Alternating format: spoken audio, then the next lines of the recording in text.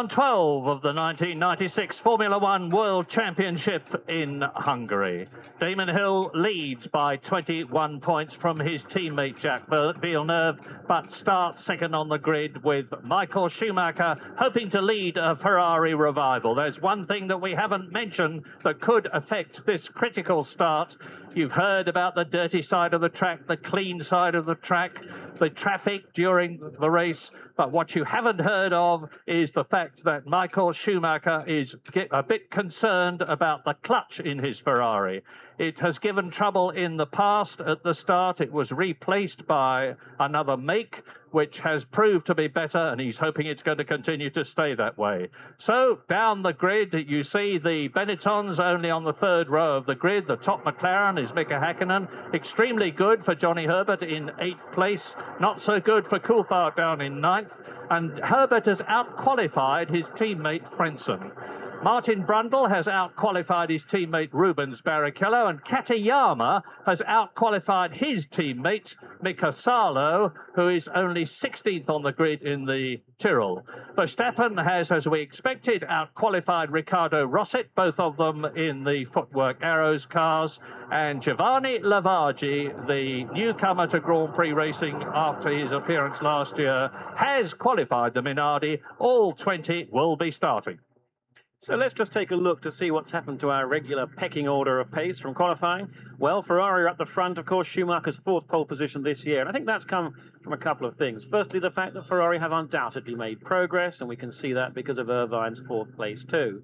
But there is no doubt that Schumacher is still in a class of his own when it comes to extracting the absolute maximum out of a Grand Prix car. And his lap was truly fantastic. It was one that left his own teammate Eddie Irvine in absolute awe of his ability. He was 1.4 seconds faster than Irvine. And when I spoke to Eddie, he just said that he makes up the time everywhere, particularly on the entry to the fast corners. The Williams' pairing of Hill and Villeneuve, well, they were at it all weekend. Villeneuve's been truly impressive in the way that on his first visit here to this quite tricky circuit, he's got right on terms with Damon straight away, but Damon ultimately just had the upper hand, though wasn't too pleased with his own qualifying lap, and I think he feels that he could have been on pole position. It would have merely taken him another 0.07 of a second to achieve it. Further back, we've seen Benetton in a little bit of trouble really here. They looked a lot closer to Williams at Hockenheim, but I feel that was probably because 3/4 of the Hockenheim circuit is effectively a drag strip with acceleration runs, and the power-to-weight ratio of the Benetton, of course, is the same as that of the Williams with the same engine in the cars. So I think we've seen Benetton slip back a little bit here. And the same for McLaren. Here is a circuit where power is not particularly important, immensely twisty, no significant straights. What you need to go quickly is grip. And grip comes from not just the tyres, as we heard about, but the suspension and particularly the aerodynamics. If you take a typical corner that can be gone around at, say, 60 miles an hour in a road car, it would be 85 miles an hour in a Grand Prix car with no wings. With the wings, 130 miles an hour. So you can see just how much difference having all of that grip makes. Herbert going very well indeed. Ford have a new engine here. They have more power, but they also have made the engine pull better as the drivers are coming out of the corners. And it's great to see Herbert up there, but a dismal showing, it has to be said, from the Jordan team, who really are quite concerned to know just where the problem is, because they're getting now to the time designing the new car for next year, and currently they haven't worked out what's wrong with this one. Well, the favourite has to be Michael Schumacher. His driving ability, combined with the Ferrari, which has been comfortably quickest in several of the sessions, indicates that he's a very likely winner. But the big question mark is it going to be reliable? It's only had one finish from the last 8 starts. That was Schumacher's 4th position at Hockenheim, and he wasn't very happy about that in front of his home crowd. An enormous number. There's some 40,000 Germans here. And incidentally, there is still an 18-kilometre log jam on the motorway approaching the circuit, trying to get in. And you can see how many people there are here already. So the Hungarian Grand Prix is well and truly on the map in what would appear not to be its last year. Schumacher on the right of your picture, pole position. On the left is Damon Hill, who's a bit tardy getting away on the formation lap. But what he is doing is laying down some rubber, as he did at Hockenheim, to make sure that he gets the best chance. Now, this is the longest straight. It's not long. It's only 800 metres. You see the black lines breaking down into this turn one. This is a possible overtaking point during the race. Michael Schumacher particularly has gone around the outside in some absolutely sensational manoeuvres. Then down into this next left-hander, you can see just how tortuous this circuit is. But let's also just reflect on starting form, which has become ever more important, as clearly overtaking on the track is so difficult. Well, Schumacher is concerned about his clutch, but then he thinks that they have made some progress on the clutch. But having said that, Schumacher has never made a really good start this year. He's only ever gone backwards on the grid or stayed where he is, where indeed Damon Hill, actually, the same has to be said for him. But then Hill has been on pole 7 times. But the person we need to look out for, I think, is Jacques Villeneuve, back on 3rd place. He's on the right side of the grid. He knows that his chances of actually winning here are going to come from trying to get an absolute catapult start and getting ahead of his own teammate, because of course he's got to beat Hill to keep any championship hopes alive. And then further back from that, Jean Alesi, right behind Villeneuve, is going to be on our right-hand side as we look at this field, look for the Benetton. He's made these blistering starts too, up from 5th to 7th for the last 2 Grand Prix. That's at Silverstone and at Hockenheim, so he's going to be well worth looking out for. Coming around now, this is down through the right-hander, left-hand hairpin down to 60 miles an hour as they come back up to the grid. Now, when they come up and we get a head-on view of the cars pulling up towards their grid positions, again, expect to see them all in single file and then pulling out at the last minute, swerving to the right, their right. Those cars that are going to be on this dirty side, that's going to be on our left, because they're going to want to keep those tyres as clean as they possibly can all the way up to taking their grid spot. That's the pit entry lane. You can see beyond those dotted lines. This is the last corner, a 3rd gear right-hander. Everybody's tyres warmed up, brakes warmed up, and that is pretty crucial around here. They will be driving around, or they will have been driving around with their left foot resting on the brake pedal, certainly giving it jabs. You can see them keeping to the left there. Look at them peeling across to their right, taking their grid spots at the appropriate time. So watch the lights when they all go out. The 77 lap, 190-mile Hungarian Grand Prix will start. On the right of your picture, the front of the grid is Schumacher. On the left is Damon Hill. And it is go. Schumacher does get a good start. Villeneuve gets ahead of Hill. And Alesi is doing it again. He comes right up alongside Damon Hill into turn 1. Is he going to take the Englishman? Yes, he has. So Damon Hill has lost places at the start. Schumacher leads. Villeneuve is up into 2nd place from 3rd on the grid. Alesi is up into 3rd position. Down to 4th goes Damon Hill, and Schumacher has got a clear track ahead of him all the way. There was a spinner there. I'm sorry I didn't spot who it was, but we'll soon find out. But meantime, Schumacher has got a clear track in front of him, and Jacques Villeneuve, racing in Hungary for the first time, is right behind the Ferrari. That wasn't what we expected, but it's what we got. And Alesi, Hill, Eddie Irvine is in 5th position, and it is a Tyrrell, and it's Mika Salo. Mika Salo out of the race at the start, and he's involved with Pedro Diniz, obviously. Diniz spinning out, and that is on the left-hander at turn 2. And the Brazilian spins the Ligier back into the race, but Salo is out. And Alesi is still ahead of Hill as Michael Schumacher in the Ferrari, to the delight of the crowd, comes through to complete the first lap. And over the line he goes. Villeneuve in 2nd position. So it is Ferrari, Williams, Alesi is 3rd. Hill down to 4th, Irvine is 5th, Berger is 6th, Hakkinen is 7th, and in 8th position is Johnny Herbert. Johnny Herbert in 8th position with that improved Ford Zetec V10 engine. It's much more drivable here than it was in Hockenheim, and he's certainly making the most of it. And so now there is Schumacher. See the brake discs glow red as he brakes. This is the highest part of the course. Turn 5 into the turn right-hander through the chicane.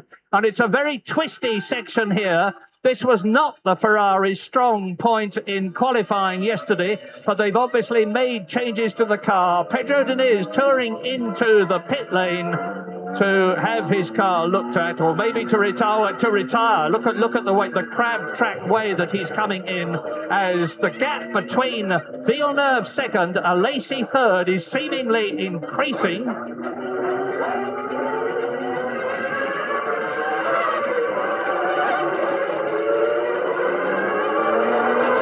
Michael Schumacher, Villeneuve, Alesi, Hill is the order. Irvine behind him. Berger is in 6th place. Hakkinen, and down the straight towards us they come. Ferrari, Williams, Benetton. Well, of course, that was a perfect start for Michael Schumacher. He made everything work absolutely right for him on that grippy side of the track. But Jacques Villeneuve did what we wondered. He came right up through, and that's going to be a major boost for his championship chasing. While on the other hand, Damon Hill's going to have real problems, because not just as he dropped back and got behind his 2nd place on the grid, he's also behind Jean Alesi. And the Benetton's Mika Salo climbs up out of his car up the bank and into retirement. And Pedro Diniz looks like he's into retirement too. So that's 2 out, 18 to go. But coming back to Damon Hill's problems, the Benetton is not just relatively slow around here. It was 2nd off the pace of the Williams cars in qualifying. But it's also possible that Jean Alesi could be one of the drivers to go for a 2-stop strategy. And if Damon Hill was on for a 3, he's going to find it very, very difficult to get by the Benetton of Alesi, and he's going to drop back. Just look how much that's happening already. Alesi is dropping back at probably 2 seconds a lap from Jacques Villeneuve, and despite that, I really don't see how Damon Hill's going to get by Alesi for certainly the next 20 or so laps, or until Alesi comes in for his first fuel stop. Major blow for Damon Hill's chances of winning this race, and I'd say that it looks pretty slim, even by lap 2. And just about 1.5 seconds between Schumacher and Villeneuve as they complete the lap.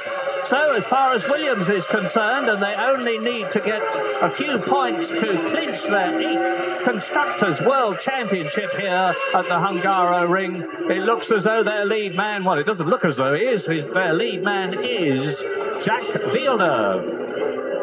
And it's quite an incredible drive by the young Canadian already, when you remember that this is only his 12th Grand Prix.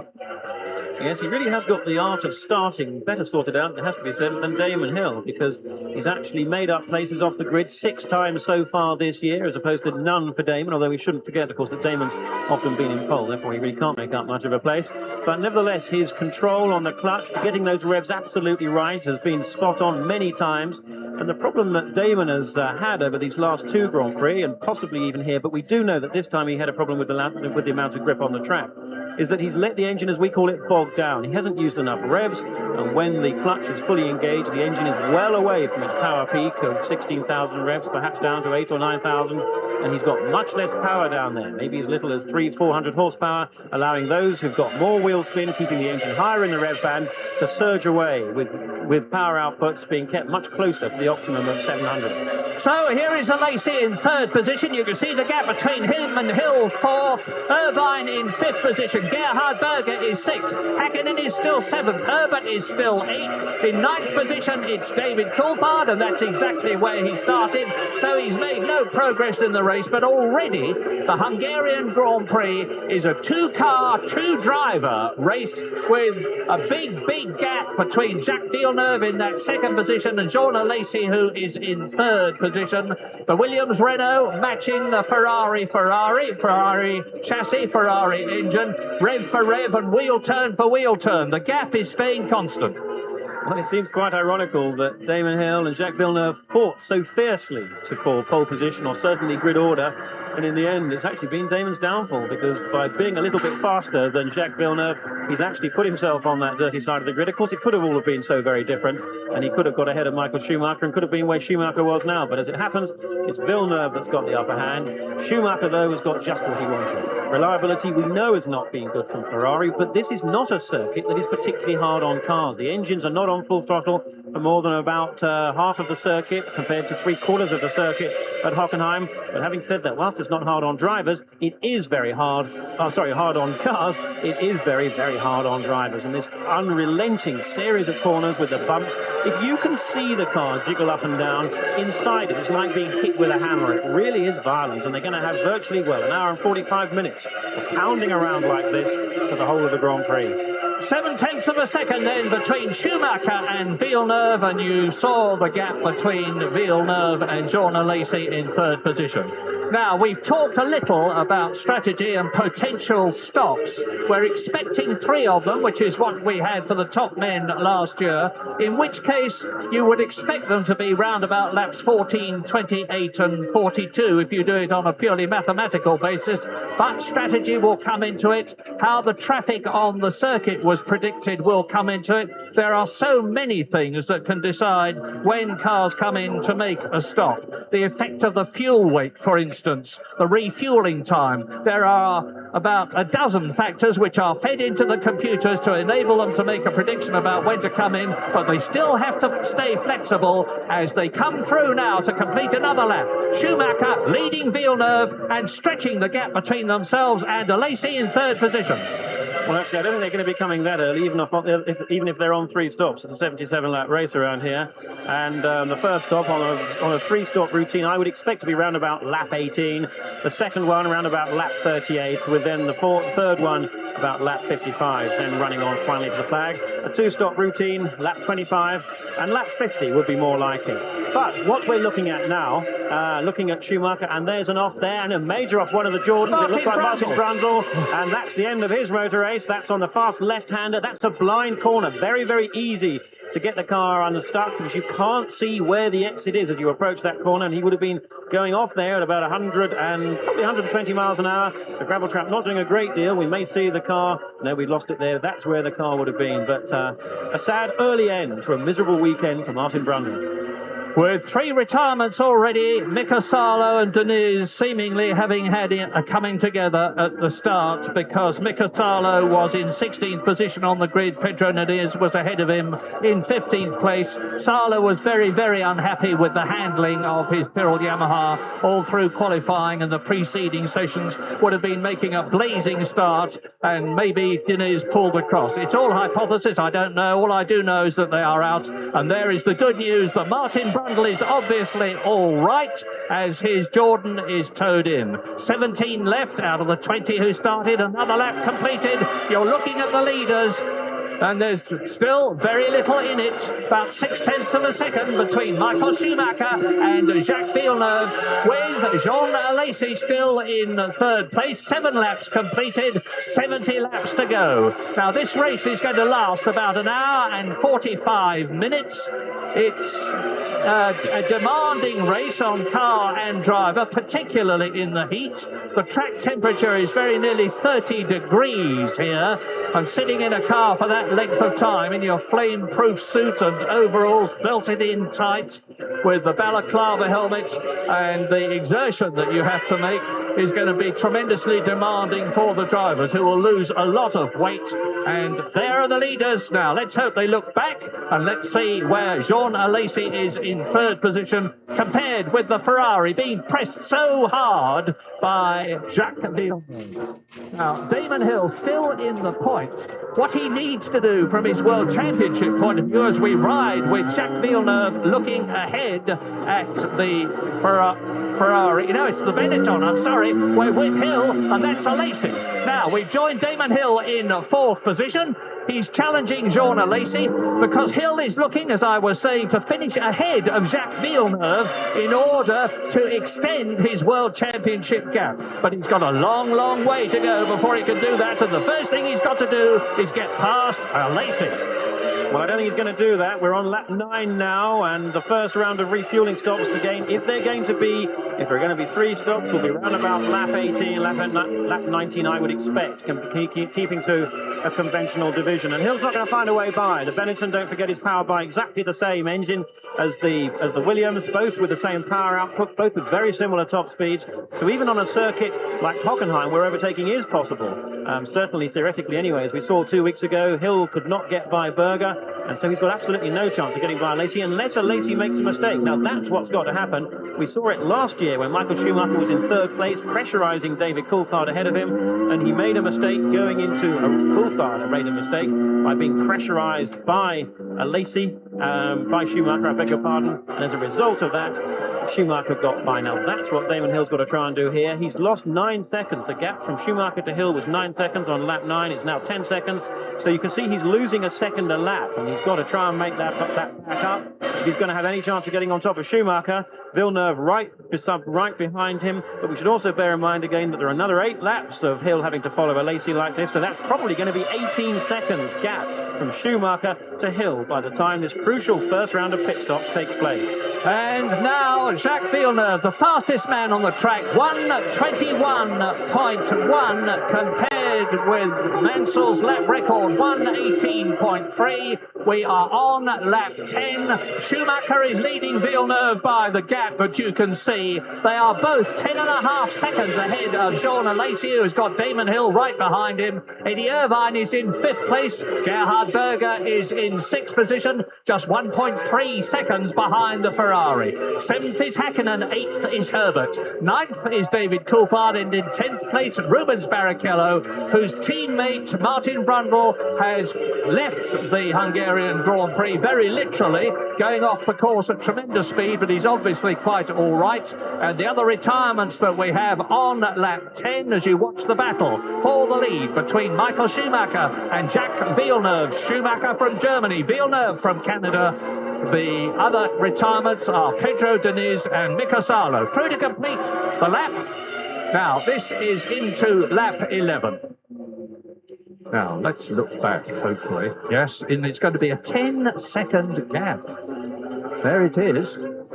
A 10-second gap to the blue and white Benetton of Jean Alesi, which has got looming large in its mirrors the Williams of Hill. There is Eddie Irvine in 5th position. 6th is Berger. Coming towards us in 7th place, Mika Häkkinen, being harried by Johnny Herbert, reveling in the enhanced performance of the Sauber Ford. And behind them, a long way behind them, 5 seconds behind them, is Coulthard, and 10th is Barrichello. And Schumacher is praying for reliability. If he's got it, he's going to win the Hungarian Grand Prix, provided his pit stops go well. So with 10 laps completed now, let's just reflect on what could be going on in terms of this all-important pit stop strategy. Well, we knew that the fastest way to complete this race distance was to do 3 stops, because the tyres do degrade, they physically wear out pretty quickly. But the danger with doing 3 stops is that you're going to get held up behind someone else who's doing 2 ahead of you, and therefore compromise and squander indeed your light car. So let's think who could be changing that. Well, looking at the pace that we're seeing, Michael Schumacher, I think, could be on for 2 stops. Now, that's something which he may have contemplated. He knew he was in a good position on the grid. Therefore, he knew he was had a pretty good chance of getting away first, despite a heavier car, and then holding up those behind, in this case, Jacques Villeneuve. Now, we're going to know the answer by about lap 20. Now on their 12th lap, if Schumacher comes in before lap 20, then that confirms, as far as I'm concerned, that he's on a 3-stop routine. If he comes in more like lap 25, then he's going to be on a 2-stopper. Looking further back, Jean Alesi could well be on a 2-stop routine too. We tended to see Benetton make fewer stops than Williams in the past, and if that's the case, that's also going to be an added handicap for Hill, and I'm sure that we're going to see Damon Hill come into the pits, and that's one of the Jordans where we've seen Verstappen go off, sorry, one of the Arrows cars, I beg your pardon. We've seen Verstappen go off so many times this year that we can't see quite which car that is, but maybe that's him. I'm not going to guess at that one. We'll just have to wait and see, and as we rejoin Damon Hill. Now you can see what we were talking about when we said that passing is difficult. It is Jos Verstappen, and sadly he's not doing his reputation. I hope it was a car problem rather than his, because he has not done his reputation much good in the last few races by his ability to fly off the circuit. Well, I hope for his point of view it is, but not for the teams. And I would have thought, looking at the number of mistakes that Verstappen has made, that probably is a driver error. He looked so very, very good at the start of this season. He was tipped to be joining maybe Benetton again and all sorts of things. But I'm afraid any chances of doing that have long since receded. Verstappen, I think, is even being reconsidered for his future at Arrow's team. Quick he is, but too mistake-prone he also is. Well, now we've got 2 races in Hungary on lap 13 out of 77. You're looking at the race for the lead. No, you're not. You're looking for the race for 3rd position, as I say that. And there is the Ferrari of Schumacher, pursued by Villeneuve. That is race 1.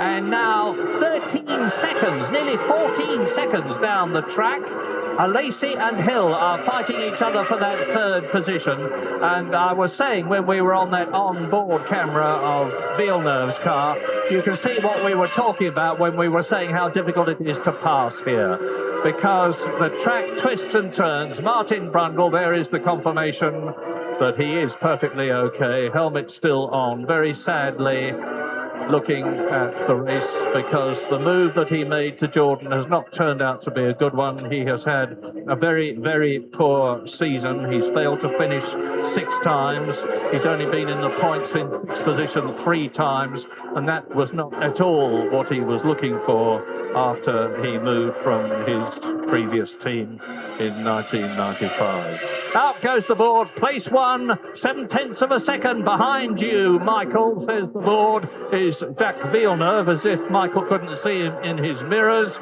And they come down out of turn 2, turn right-handed into turn 3 now. Build up the speed to 165 miles an hour as they climb up to the left-handed turn 4, back through the gears to turn 5. This is the highest point of the circuit.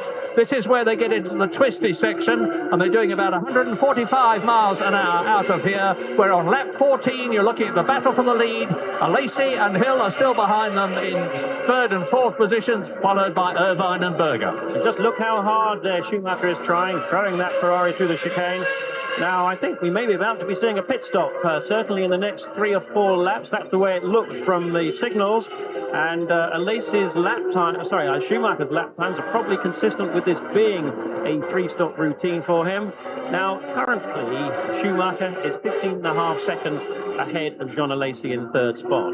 He's going to lose about 21 seconds by my estimation when he comes in for a stop. If it's a short stop, if it's the first of 3, he'll be stationary for probably 6 to 7 seconds, but he'll lose a total of 21 seconds, and that could mean that if he can pull out a few more seconds in the course of the next 3 laps, he might even get out ahead of Jean Alesi. If he doesn't do that, he may find himself being held up by Alesi because he won't be too far behind. Well, at the present moment, Jacques Villeneuve is closing the gap in the World Championship to Damon Hill by 3 points, because he is on 6 points for 2nd position. Damon Hill is on 3 points for 4th place. But lap 13, there's 64 laps still to go, 3 pit stops still to go, we expect. But the Ferrari is proving to be reliable. We know from team manager Jean Todt that the team has had so many problems in developing this car. One of them, as into the pits comes Heinz Harald Frentzen from 11th position. That's the first pit stop in the Sauber Ford, and out he goes, 6.5 seconds stationary, and you've got to add on to that, of course, the time getting into the pit lane, getting out of the pit lane, slowing up, and then getting back to race speed again, and that will obviously make quite a difference. It's going to be something of the order of 30 seconds altogether. Another lap completed now. You can see that as Villeneuve gets closer to Schumacher, Schumacher is coming up to Giovanni Lavaggi, who is 16th, and the first man who is going to be lapped, and this is on lap 15 out of 77, so it gives you an indication of the relative speeds. Schumacher lapping in 1 minute 21.6, Lavaggi lapping 5 seconds slower. And now the next thing that will happen is that Alesi and Hill will come upon Lavaggi, with both Schumacher and Villeneuve passed on lap 15. Lavaggi there doing just the right thing. He may be slow, but he does seem to have a degree of discipline about him. And even being 5 seconds a lap slower, if he tried to make life difficult, or if he just indeed stayed on the racing line, it could have been pretty difficult for Schumacher and Villeneuve to find a way by, even during this lap. Yes, Giovanni Lavaggi is getting on a bit in racing driver terms, but he is a true gentleman out of the cockpit and in it. He's there by virtue of the size of his wallet rather than his ability, because the Minardi team desperately need funds and have reluctantly had to drop Giancarlo Fisichella, the young and very promising Italian charger, in order to make way for Lavaggi's funds. It's regrettable, but that's the way it is. And here's the way it is, as completing the lap with Jacques Villeneuve, we go into lap 16 with the Williams Renault, looking at the Ferrari, which is about 4/10 of a second ahead. round turn 1, downhill a bit, left into turn 2. It's very tricky there. A lot of people were losing it at this point in the qualifying as Lacey and Hill cross the line, and that's a 17-second gap between Schumacher, who leads, and Lacey, who is in third position, being pushed very hard indeed by Damon Hill. And meantime, of course, the leaders are getting further and further away. The best at the moment that Damon can hope for is third position, if he can get past Lacey, who is ahead of us now. We're riding with Hill. Just a flick of the steering there as he corrects the car. Round the right-hander, this is turn 5. Now they're coming up to the chicane, right and left, down to 60 miles an hour. Right, now left, to a left-hander is the next one. And then the right-hander at turn 9, which is about 80 miles an hour. This is it. They're left again here at this point. And after turn 11, this is the right-hander here. And I can tell you now that Gerhard Berger has got past Eddie Irvine. So the Benettons are in third and fifth positions. Top 6, Schumacher, Villeneuve, Lacey, Hill, Berger now fifth, Irvine down to 6th. So get poised for some pit stops. They're on lap 17. They're about to start lap 18. Now, if they were going to go for the straightforward 3-stop routine, I would have expected those pit stops are either by about now or in the next 2 laps. But what I also expect is that, well, in fact, I'm quite sure we're going to see is Damon Hill coming into the pit. The Williams team really need to bring Hill in before Lacey. They need to make that pit stop for Hill shorter than Lacey, because they have got to make sure that Hill can get some clear track. In comes Johnny Herbert to the pits for the first of 3, surely for his. They've got to get Hill out ahead of Lacey so that Hill can get on and use the performance of himself and that Williams car to get onto the chase with Schumacher and Villeneuve. Johnny Herbert in from 8th position, and I think Eddie Irvine is in trouble. He was so much back down the track behind Gerhard Berger, who had just passed him, but it looks to me as though Ferrari's 8th retirement from 10 starts may be imminent. Now, I'm guessing, I don't know anything, it just looked from me and the way he was on the track. Eddie had got so much out of the car during the 3 periods of practice and qualifying that I would have expected him to stay ahead of Gerhard Berger, but he didn't. On the other hand, Berger's teammate Jean Lacey is resisting every effort of Damon Hill to pressure him off the track. Ferrari mechanics are making a run out of the garage. They're springing a surprise. They're getting ready for a pit stop. Now, it may be Irvine with his problems, but the way they seem to have come out so quickly, it leads me to think that it's for Schumacher, because strategy and tactics are so important. Ferrari wouldn't have wanted Williams to know that they were going to stop Schumacher until the last possible moment. Well, let's wait and see. Meantime, Benetton versus Williams as we look down the pit lane to see whether the Ferrari is coming in. And I'm watching.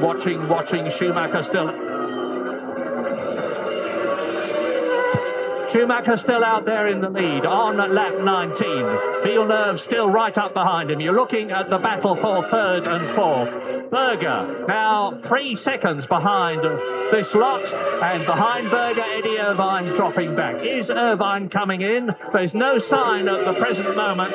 Rosset has just gone past in 13th position. Now, Schumacher is 19.7 seconds ahead of Lacey. He needs just 21 seconds as a lead, I believe, to get out ahead of Lacey, so he's going to be very close indeed. Yeah, and you just saw the flash. This is Michael Schumacher, race leader, coming in for his first pit stop. Now, he's got that substantial lead of 19.8 seconds over Jean Lacey in third position. Of course, Villeneuve has gone through in the lead. I'm looking for Jean Lacey, who goes through, and so does Damon Hill. I don't think Schumacher's going to get out in front of them. He is not. There is Hill. There is Berger. So Berger gets out, and Michael Schumacher joins the track in front of Eddie Irvine in 6th position. So Michael Schumacher is down to 6th position to fifth position with his teammate Eddie Irvine in 6th place. Now that of course helps Jacques Villeneuve, because now he has got a clear track And what the Canadian has got to do is really get the hammer down. He's already fastest. His fourth lap here, 1 minute 21.08. Now he's got to look to try to build up a second or so. It would be enough, provided his pit stop is of the same length as that of Michael Schumacher, who took about 27 seconds in all from entering to leaving. Then Villeneuve could get out of the pit lane still in the lead. But we've just got to wait and see. Meantime, lap 20, Villeneuve leads. And yes, Villeneuve is fastest. He's increased his speed, 1 minute 21.07. Not very much quicker, but it's an indication of the fact that he realises exactly what the situation is. As towards us come Jean Alesi. Behind Jean Alesi is Damon Hill. Behind Damon Hill is the Minardi. And the Williams crew are getting ready for a pit stop for them. I believe this one will be for Damon Hill. He's the one they need to get in earlier. He's the one they need to get out ahead of Jean Alesi. Meanwhile, Villeneuve, I believe it makes more sense for him to have the daylight in front of him on the track, to pull out a margin in order that he can be ahead when Villeneuve comes out after his stop. And look at Gerhard Berger and Michael Schumacher battling for fourth position. Remember, Schumacher came out in fifth position. Berger got ahead as he got past the pit lane exit, and Michael Schumacher knows he can go faster than Gerhard Berger. He's already proved that, but he can't go faster than Berger if Berger doesn't let him pass, and you know how difficult it is to do that in Hungary. So we're looking for Jacques Villeneuve to come in. We think it is him rather than Damon Hill at the moment. And Villeneuve has got a 20.7 second lead over Jean Alesi. And Villeneuve is in. Never mind this, Mr. Producer. Let us have it. Here he is, Jacques Villeneuve, race leader. Now, I'm looking for Alesi. I'm looking for Hill. They're together. And I do believe that Villeneuve is going to get out onto the track again as down it comes. There's Alesi. There is Damon Hill. Alesi leads. Hill is second. Villeneuve is third. Berger is fourth. Schumacher is in fifth place. It has all come alive in Hungary. There is the proof. Williams, Benetton, Ferrari. The Benetton is Berger and the Ferrari is Damon Hill. And the first round of pit stops have been concluded. Two to come, we think. Well, that was absolutely perfect for Jacques Villeneuve. Schumacher came out and was held up by Berger, so that held up Schumacher, and that makes a change, whereas Villeneuve benefited from just a couple of laps being out in front, and that enabled him to get that all-important 4 seconds to get ahead. Meanwhile, it also looks as if we've got different strategies from Williams for Hill and for Villeneuve. Villeneuve surely is on a 3-stop routine, with probably a 2-stop routine now for Damon Hill, which is good news for Hill, because it means that he won't have been as handicapped by having to follow Alesi. It looks as if Hill keeps going for another 4 laps before coming in, he's only going to be making 2 stops, so only 1 more to go after that. So this is another case of a Grand Prix developing as the race itself develops. Really, really exciting at this point, with Michael Schumacher, the finest driver in the world, most people think, unable to do anything about the veteran Gerhard Berger in his 192nd Grand Prix. And Jean Alesi is now in the pits. There is the Frenchman. He was in third position when he came in. Gerhard Berger, of course, moves up into third position now as you look at the McLaren going past Giovanni Lavaggi. And you look now at Alesi exiting the pit lane. And now, of course, Damon Hill is leading the Hungarian Grand Prix with his teammate Jacques Villeneuve in second position. But, of course, remember, Villeneuve has stopped and Damon Hill has not. Damon Hill on his 23rd lap, and you look now at Berger and Schumacher, 4th and 5th. Race order, lap 23. Damon Hill leads, Villeneuve second, Alesi third. Berger is in... Alesi has now, as a result of his pit stop, I apologise, dropped down to 9th position. So, Gerhard Berger has moved up into third position. Schumacher has moved up into 4th place. And Katayama, with his teammate Mika Salo out of the race, makes his pit stop on lap 22. And this is tremendously interesting. Just remember, cast your mind back 2 weeks to the German Grand Prix, and remember how Gerhard Berger, that you're looking at now, resisted the pressure of Damon Hill for 8 laps. At the conclusion of the race, whatever Damon did, whichever way he jigged, to the left or to the right, with equal engines and equal cars, Damon could do nothing about Gerhard Berger. But now Berger is resisting Schumacher. Hand off goes David Coulthard, right in front of me. David Coulthard is out of the race, right in front of me. I saw him slide off the track. He was in 7th position. Here's a replay. And the engine blows. Surely something happens to the back end of the car. He loses rear end grip. Looks like maybe a suspension problem at the back end of the car, although there's fluid coming out of the back of it. Mechanical problem, Coulthard out. To make the 5th retirement, Mika Salo out, Diniz out, Brundle out, Jos Verstappen out, and now David Coulthard out. It's perfectly okay, thank heavens. One always worries. Yes, I think probably what happened there is that something happened. There was oil on the rear tyres. He was slowing up. And news from Tony Jardine, he saw that happen. In the pits at Benetton at the moment, Murray, the critical thing is the tyre wear. Right in front of me is the set that came off a Lazy's Benetton, and I have to say they look pretty gnarled and pretty second-hand. There are lots of holes in them. They are rolling around at the edges and graining very, very badly, and the mechanics have just gone out, and Berger's coming in for his pit stop right in front of me now. I see him, Tony. There he is. Gerhard Berger in from 5th position. And it looks like a routine stop. They scramble away from the front of the car. You don't want to be standing around there. You could see the Williams crew ready just in front of Berger's crew. That means Hill's going to be coming in. Now, Hill is currently just 1 second ahead of Villeneuve. Of course, he's going to lose some 22, 23 seconds. Hill now surely will be on a 2-stop routine like Gerhard Berger. That was a longer stop for Berger. Rubens Barrichello comes into the pits. David Coulthard walks back constantly after problems there with his McLaren. As I said, I think he had an engine problem or a gearbox problem, oil on the rear tyres, and as he was braking to slow up, to pull off, then the car spun around. And relatively modest milestone, it has to be said. 8.3 seconds, that's consistent with 50 kilos of fuel, that's 70 litres, the first again, for just 2 stops for Barrichello. So get ready for Hill coming in. The first of his is going to be round about 8 or 9 seconds. And it's this lap. There is Damon Hill. He's coming in. Now he's in the lead.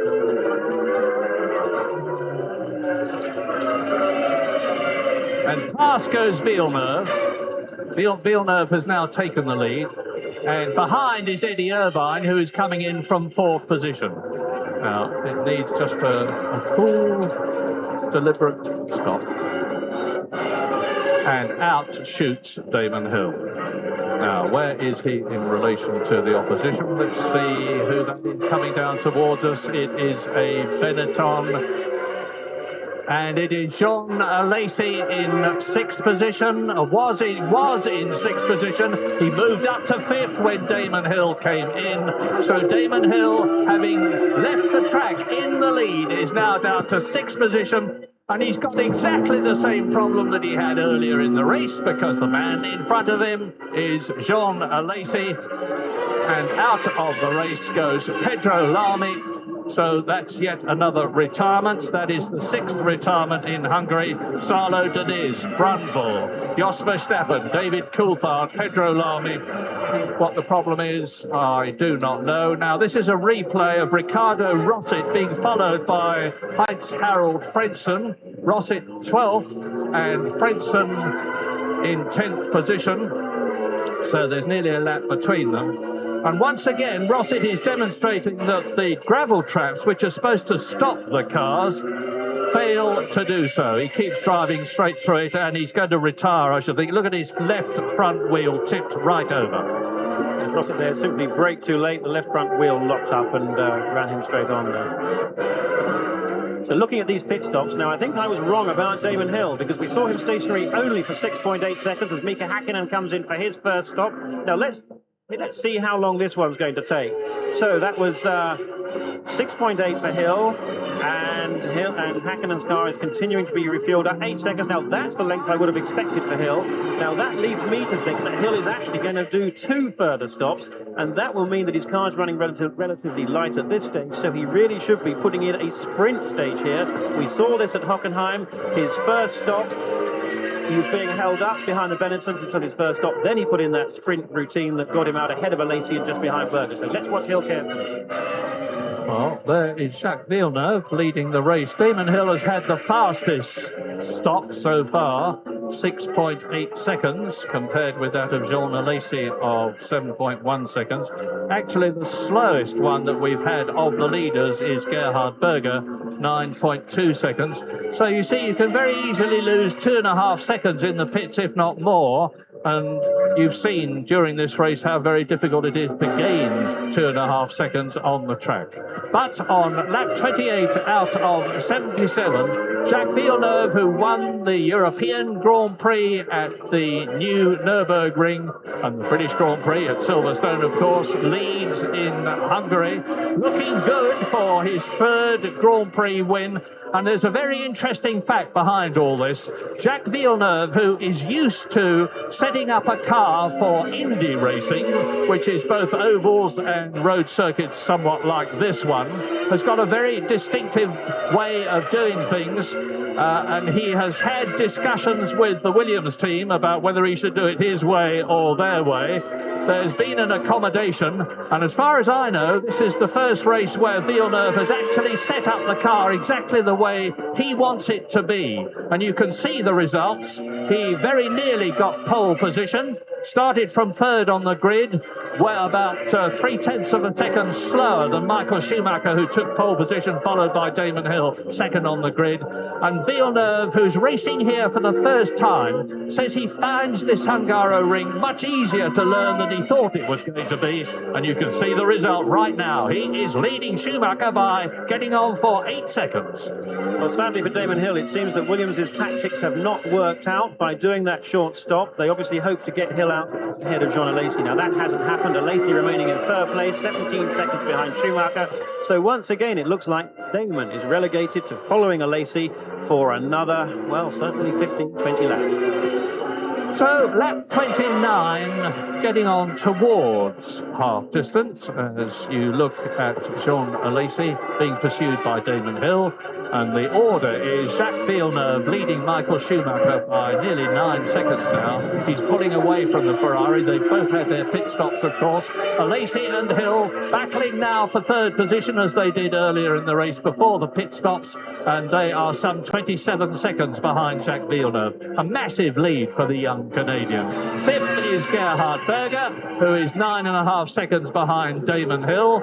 As you look at Lavaji making his pit stop. 6th is Eddie Irvine. 7th is Johnny Herbert in the Sauber Ford, well ahead of his teammate, the much fancied Heinz-Harald Frentzen. So Johnny Herbert is at last getting the chance in the Sauber with a really drivable engine to demonstrate how good he is. Remember, he won in Britain last year, he won in Italy last year for Benetton, and now he is doing well in the Sauber.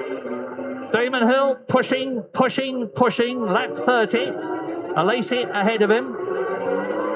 Is Alesi going to move in 1997? That's one of the big questions going around the Hungaroring. And they're coming up behind Ricardo Rosset, who has already been lapped once. If the Brazilian doesn't see them coming towards him in his mirrors and move over, this could be Damon Hill's chance. Yes, and a slim chance it is too. I think it's going to be a very frustrated, somewhat despondent Damon Hill, I think, in that Williams. He's lapping about 1.5 seconds a lap slower than he possibly could if he had a clear track in front of him. But Alesi is doing just what he should. He's keeping to the racing line. It looks like Alesi, I think, is on a 3-stop routine, so his 2nd stop will be lap 38. They're on their lap 30 now. So at best, it looks like Damon has got another 8 laps of following Alesi along, and this really hasn't worked out the way that Williams had wanted. But there is a bit of a hope for Damon, and he'll be looking at that arrows ahead. He'll be looking at Rosset, just thinking this could be a chance. He'll be poised. He needs to get right up behind Alesi to make sure that if there is a little chink of opportunity, he's there to seize upon it. And remember how Damon Hill passed David Coulthard in Portugal in similar circumstances. And David Coulthard, incidentally, is with Tony Jardine. Let's hear from them. David, that all looked a bit hairy there going along the straight. What happened?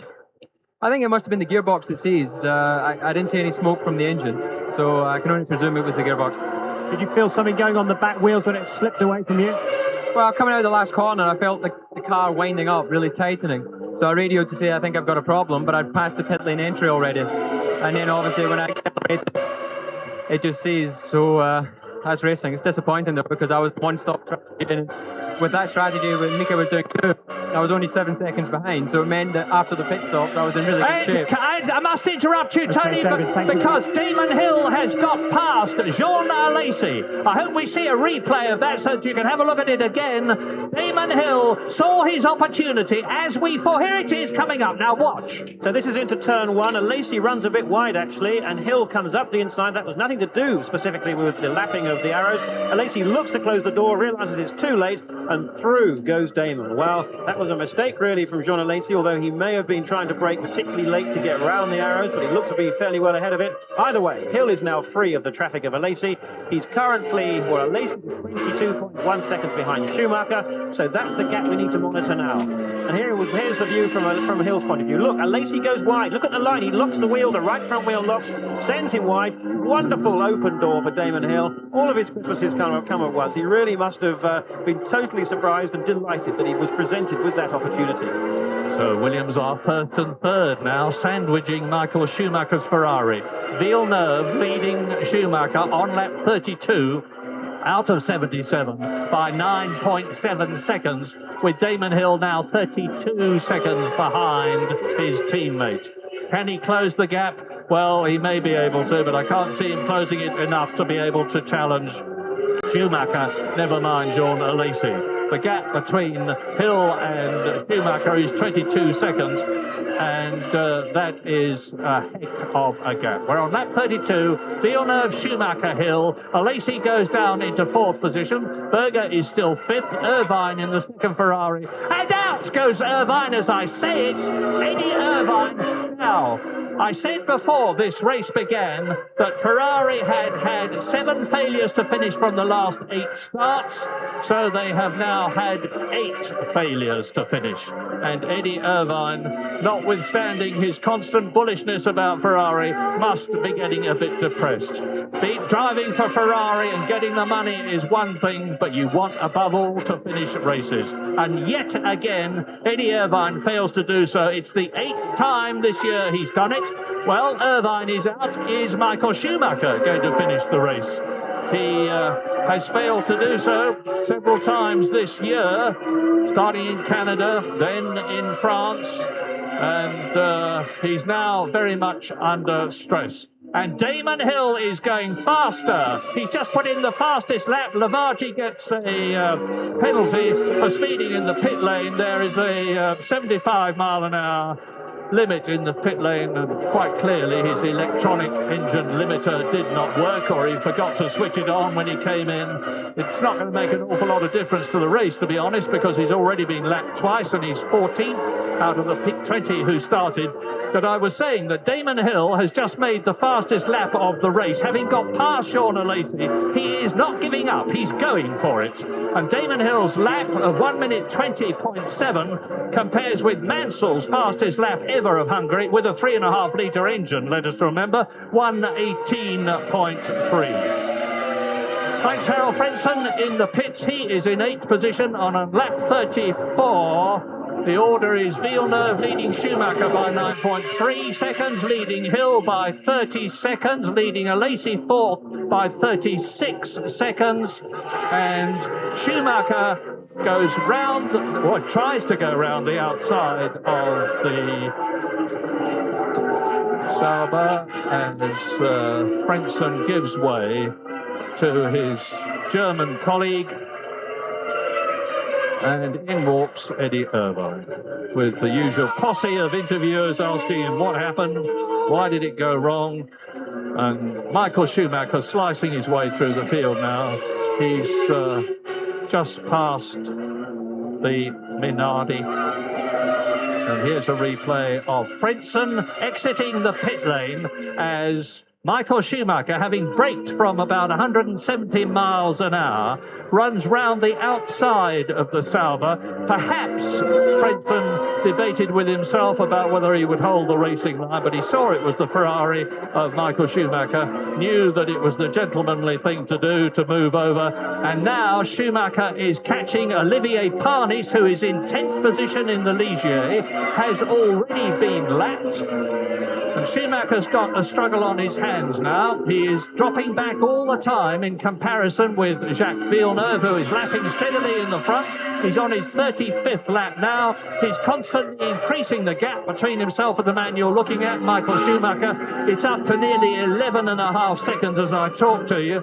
But the important thing is that Damon Hill is still continuing to gain. I can tell you that. Damon Hill is reeling Schumacher in, not quickly, but he's putting him in nevertheless. And we've still got over half this race to go.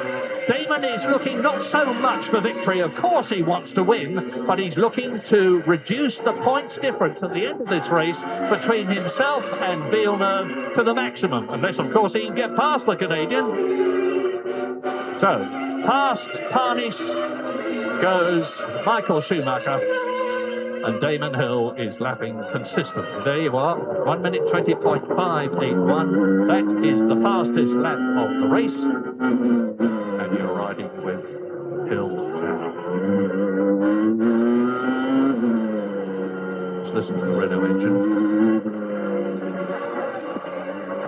Oh, we can't hear it now. That's Michael Schumacher. I was saying earlier on what a lot of problems Ferrari have had.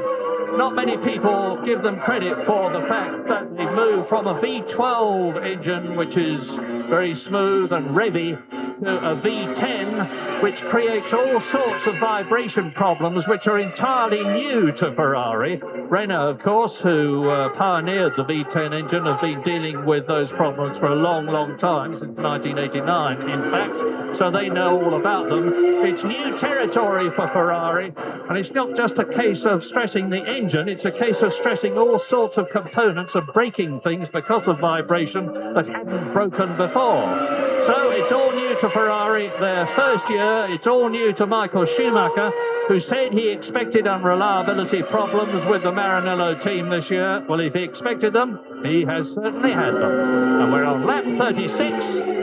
As again, you see that Damon has got the benefit of having a clear track, and he's going faster and faster all the time. Now, it's only 1/10 of a second at a time, but every little helps, and the point is that he's keeping the pressure up. He's not giving in, and now the gap between himself and Schumacher is down to 16 seconds.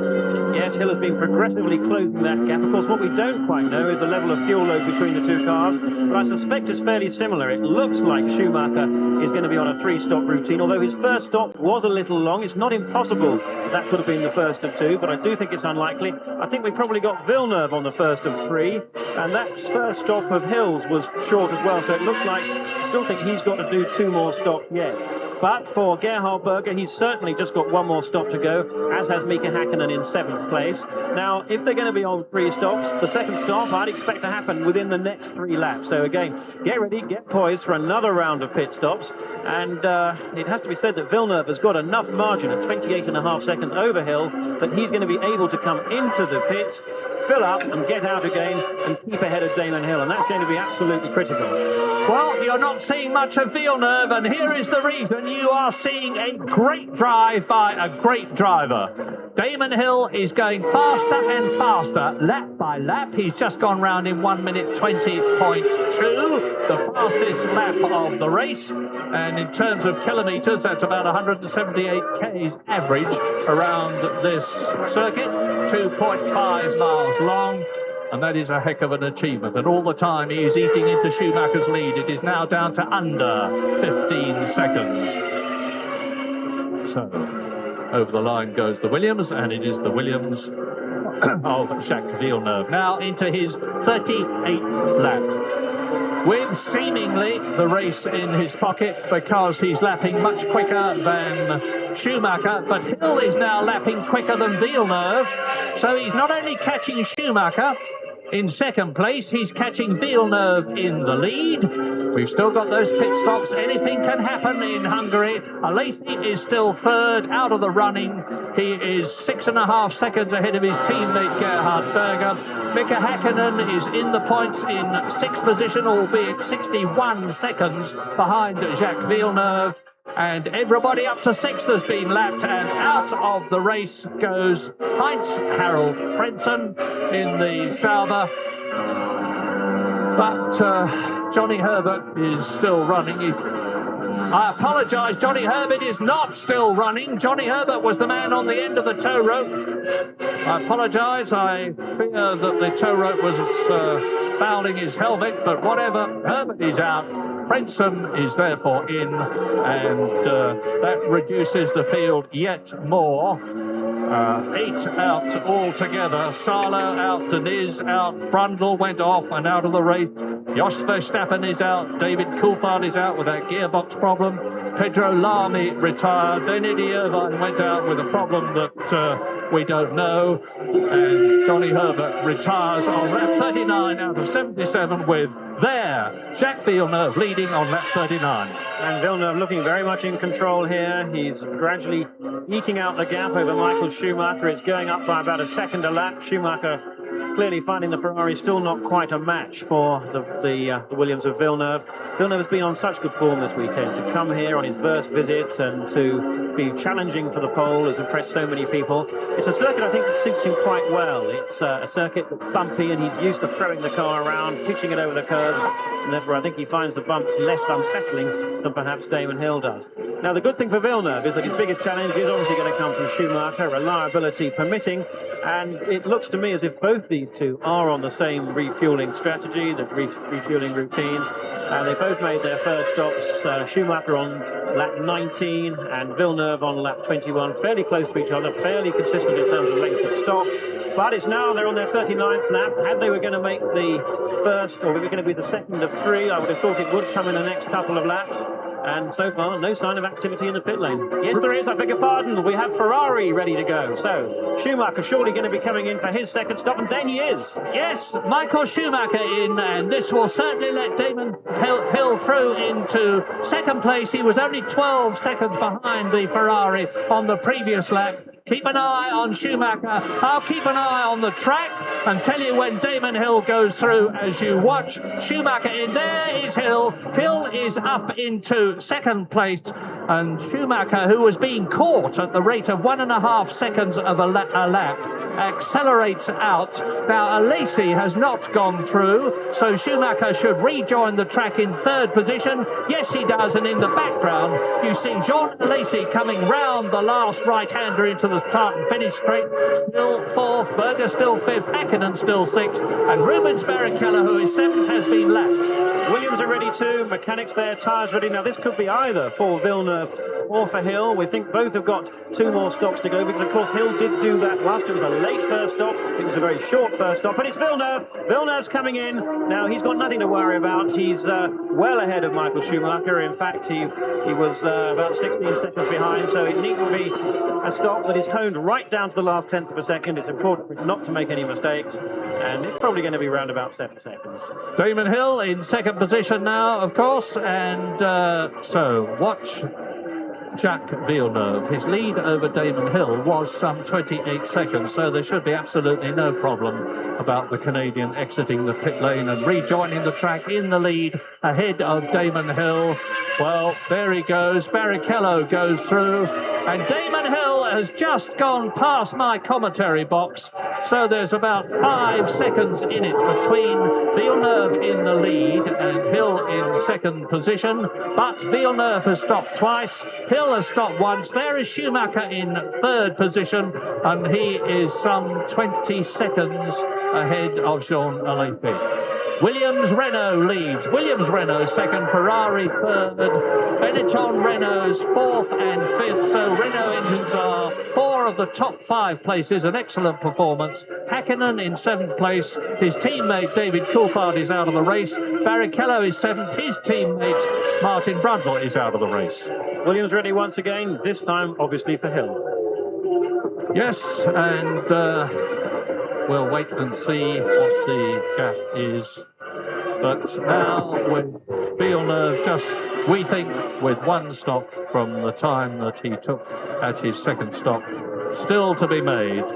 And a very cool and calm young driver. I say young, he's 25 years old, that's pretty young to me. And this is his 12th Grand Prix. And coming through to complete the lap now, over the line, and Michael Schumacher. Damon Hill in. Now, he was 24 seconds behind Villeneuve, and he was 12 and a half seconds ahead of Schumacher. So this is going to be a much closer run thing in terms of retaining his place. Schumacher has gone past and back into second position. Damon Hill, therefore, down to third, or is it down to fourth? Because there's the Benetton, and it's Jean Alesi. Now, this time, Hill, who spent much of the beginning of the race behind Jean Alesi, came in and made his pit stop, rejoined just behind Alesi, and had it all to do again, has done it, because he has come into the pits for the second time, taken on new tyres, wheels, and more fuel, and rejoined the track ahead of Jean Alesi. And he should pull away as Rubens Barrichello, yes, who is seventh, is about to be lapped by race leader Jacques Villeneuve in the Williams Renault, who, as you can see, is some 15 and a half seconds ahead of Michael Schumacher. This is lap 42. It's a 77-lap race, and it's looking very good indeed for Williams and for Renault. And even if Schumacher only finishes in third position or second position, it will be a real encouragement for Ferrari. But they really haven't got an awful lot to be proud about after Germany, after the preceding races. And look at the way Michael Schumacher cants his head over. That's to clear the airbox and let the maximum amount of air through to the V10 engine behind him. So, there goes the German. The car is running reliably, which is more than you can say about that of his teammate Eddie Irvine. And there are now 12 competitors left on lap 43 out of the 20 that started, the most recent retirement being that of Johnny Herbert. Vargi, who is in 12th position in the Minardi, has been lapped twice. Rosset, who is 11th. Katayama, who is 10th. Parnis, who is in Frentzen, who is 9th. And Parnis, who is 8th, and Barrichello have been lapped once. I understand that Tony Jardine has got the answer to Eddie Irvine's problem. Tony. Yeah, we had a quick word with him. Naturally enough, Eddie was very disgruntled, very unhappy, making his way back up to the pits after his walk-in. It was gearbox failure yet again, and I stress it wasn't the new gearbox that he tested last week at Monza. It was the older one, but gearbox failure again for Ferrari. Well, Tony says yet again, so perhaps a bit of explanation. Ferrari intended to start the season with a trick gearbox of titanium and Kevlar, a unique construction. It had a great deal of problems in retaining oil and retaining the parts inside it, and they've moved back to the original gearbox and then to a revised version of the new one, but it's clearly still the Achilles heel. Coming towards us is Jean Alesi. He's in fourth place. And again, we've got the two Benettons almost on the track with each other, because Gerhard Berger, you'll just see him come round. No, you won't. You almost saw him come round the corner in fifth place. And just going back a few laps, that pit stop from the Williams team for a Hill looked particularly fast. It was that 6.7 second stop, which got Hill out, crucially, ahead of Jean Alesi. Now, that's particularly good because Alesi now has done 2 pit stops to Alesi's 1. And I really would have thought Alesi will be the next person to pit. I don't think he can get away with just one more stop. It may be that I'm wrong, but currently he certainly seems to be showing signs of staying right out there. Now, I do believe that we've got just one more stop for Hakkinen and Berger. Meanwhile, Villeneuve looks very comfortable indeed, but Damon Hill is actually closing up on Michael Schumacher. He's taking about a second a lap of Schumacher, and both have completed the same number of stops. Both, I think, have got one more stop to go, like Jacques Villeneuve. So I think Damon Hill's got a very real chance, if not of winning this race, but even that is quite possible. He's only 25 seconds behind Villeneuve now. There are still some 33 laps to go. So if Hill really puts the pedal down, if he really finds the kind of pace, digs deep as he's done so many times before, Damon Hill could still yet challenge Jacques Villeneuve. We have seen that he's been setting fastest laps. He still holds the fastest lap of the race here at 1 minute 20.2. Villeneuve is currently lapping in 1:21.0. So there is potential there for Hill to win this race, yes. And before Damon came in for his last pit stop, he was catching Michael Schumacher at the rate of 1.5 seconds a lap. He's doing exactly the same thing again now, and really eating into the Ferrari's lead. And Schumacher must have some sort of a problem when you remember how quickly he went in qualifying to go faster than everything, including the two Williams Renaults of Jacques Villeneuve and Damon Hill. And yet in the race, he is lapping that much slower. He is now 16.5 seconds behind Villeneuve and about 9.5 seconds in front of Damon Hill.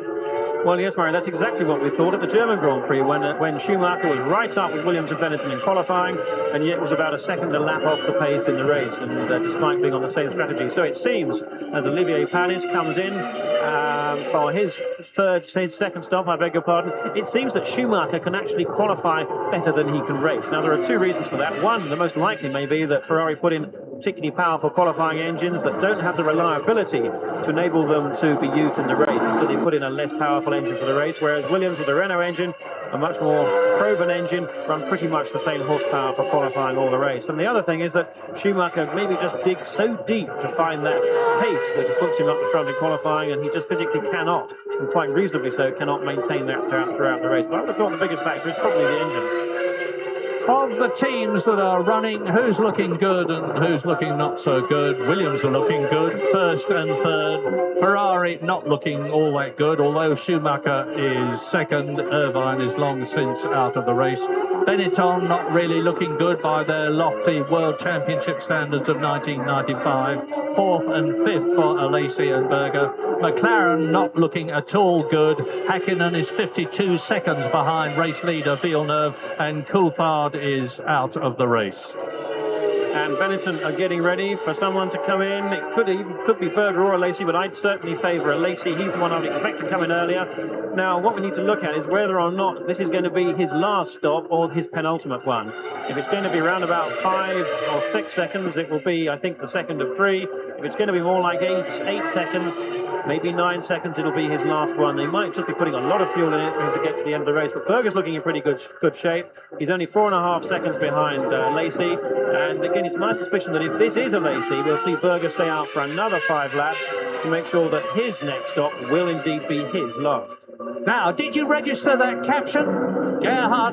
Michael Schumacher only 5 seconds ahead of Damon Hill, with Alesi in the pits from 4th position and out. So Damon Hill now within striking distance of the Ferrari. Another 3 laps and he'll be up behind Michael Schumacher. But I hesitate to utter the cliche yet again, but that won't stop me from doing it. The cliche, of course, being catching is one thing and passing is another. And Michael Schumacher, seeing the prospect of 6 World Championship points for second place rather than 4 for third, if he lets Hill pass him, is going to be driving a very wide Ferrari. You can see that Frentzen in the Sauber, who has been lapped and is behind Michael Schumacher, is holding tolerably well with the Ferrari. Frentzen's last lap was about 1 minute 24.2, and Schumacher's last lap was 1 minute 23. Now there is Hill in the background. It was, and it's now under 4 seconds. So Damon Hill in 3rd position, closing on Michael Schumacher's Ferrari. This is lap 48. There's a long way to go. There's more pit stops to come. I'm not going to guess whether Schumacher's coming in or when he's coming in, or Damon Hill, but I am going to guess that in 2 or 3 laps' time, Michael Schumacher is going to see that Williams Renault and that distinctive black and white helmet that mirrors the helmet of Damon's late great father Graham Hill, the colours of the London Rowing Club, the black with the white vertical stripes, and Schumacher's going to see that design in his mirrors very shortly. But first of all, Damon Hill has got to get past Heinz Harald Frentzen Sauber. There it is. Frentzen is in 8th position. He's already been lapped once. He is 8 seconds behind Rubens Barrichello, who is in 7th place. But the important thing is that Damon Hill is on him. Frentzen lets him through. No reason why he shouldn't. Every reason why he should. So we're on lap 48 now. We've got Villeneuve, Schumacher and Hill who've got another pit stop. One more pit stop each to go, and that'll be their third one. We've also got Berger and Hakkinen, who so far only made one stop, and these two are going to be coming in, I reckon, about the next 3 or 4 laps. And that's going to put Berger, he's currently 14 seconds behind Hakkinen. It's going to put Berger and Hakkinen both behind a Lacey. By the look of it, I'm just having a look here. I think it will put Berger behind a Lacey, and I think from what we saw from a Lacey that he's got enough fuel to get to the end of the race, although he might just need a little bit towards the last 5-6 laps. I think that'll be an unlikely strategy for them to adopt, though, having said that. Well, here's something to heighten the rivalry in the Williams team. And people often come up to me afterwards and say, you said that we made a very bad pit stop here. We didn't because so-and-so. Well, the fact is that Damon Hill's first pit stop was faster than that of Jacques Villeneuve, and his second pit stop was faster than that of Jacques Villeneuve. So, yeah, I'm only talking about tenths of a second, but they all matter. And here he is. It was 3.6 seconds between him and Schumacher, but he's closing. There's no doubt about that. Lap 49 then. There is the Ferrari. Here is the Williams. Second place Schumacher, who is coming up behind the Minardi of, I didn't see who it was. I just saw the Minardi, and I'll soon tell you whether it was Lavaggi or Pedro Lamy, because no, Lamy's out of the race, so it's Lavaggi, who is about to be lapped for the 4th time. Here he is. There is Lavaggi with the green wing. There is Schumacher. There is Damon Hill. Now, Giovanni, move over. Giovanni, move over. Hello? Giovanni, move over. Damon's getting closer. And Schumacher is being held up in these bends. Now, it could be the smart thing to do for Williams to actually bring Hill in for his final stop now, as we watch Berger come in for his final stop. The reason being that 2 things. One, Hill's actually caught up with Schumacher. We know he can lap faster. We know that Schumacher cannot himself go any faster. And therefore, Hill is destined. 8 seconds, 8.7. That's enough for Berger to get to the end of the race. So that's him done and dusted on pit stops. Watch out for Mika Hakkinen. He's going to be coming in for his second and last one in the next few laps too. But as I say, Damon Hill could benefit from coming in now because he's going to get held up by Schumacher. He can get enough fuel into that car to get to the end. We've seen Berger do the same. So let's just see. And what were those metallic spring-looking things as Berger came in and drove over them? They are earthing strips to get rid of any static that the car may have built up. And Jean Alesi passes Gerhard Berger, as does Mika Hakkinen. So there's a change in places as a result of Gerhard Berger's pit stop. Not unexpected, naturally. And now we can savour the battle between the double world champion who has won 20 Grand Prix, Michael Schumacher, and Damon Hill, who has yet to win a world championship but has won 20 Grand Prix, exactly the same number, 40 between the two of them. And they are the traditional rivals in Formula One these days. First and second in the World Championship last year and the year before. Frentzen into the pits from 8th position, a lap down. The only Sauber Ford still running with Johnny Herbert out of the race. 12 cars and drivers still competing. Damon. Now, there's Barrichello trying to get past Katayama. Salo long out of the race. Now, they're having a race of their own. Coming up behind them are Schumacher. Now, Barrichello is going to be very interested in getting past the Tyrrell.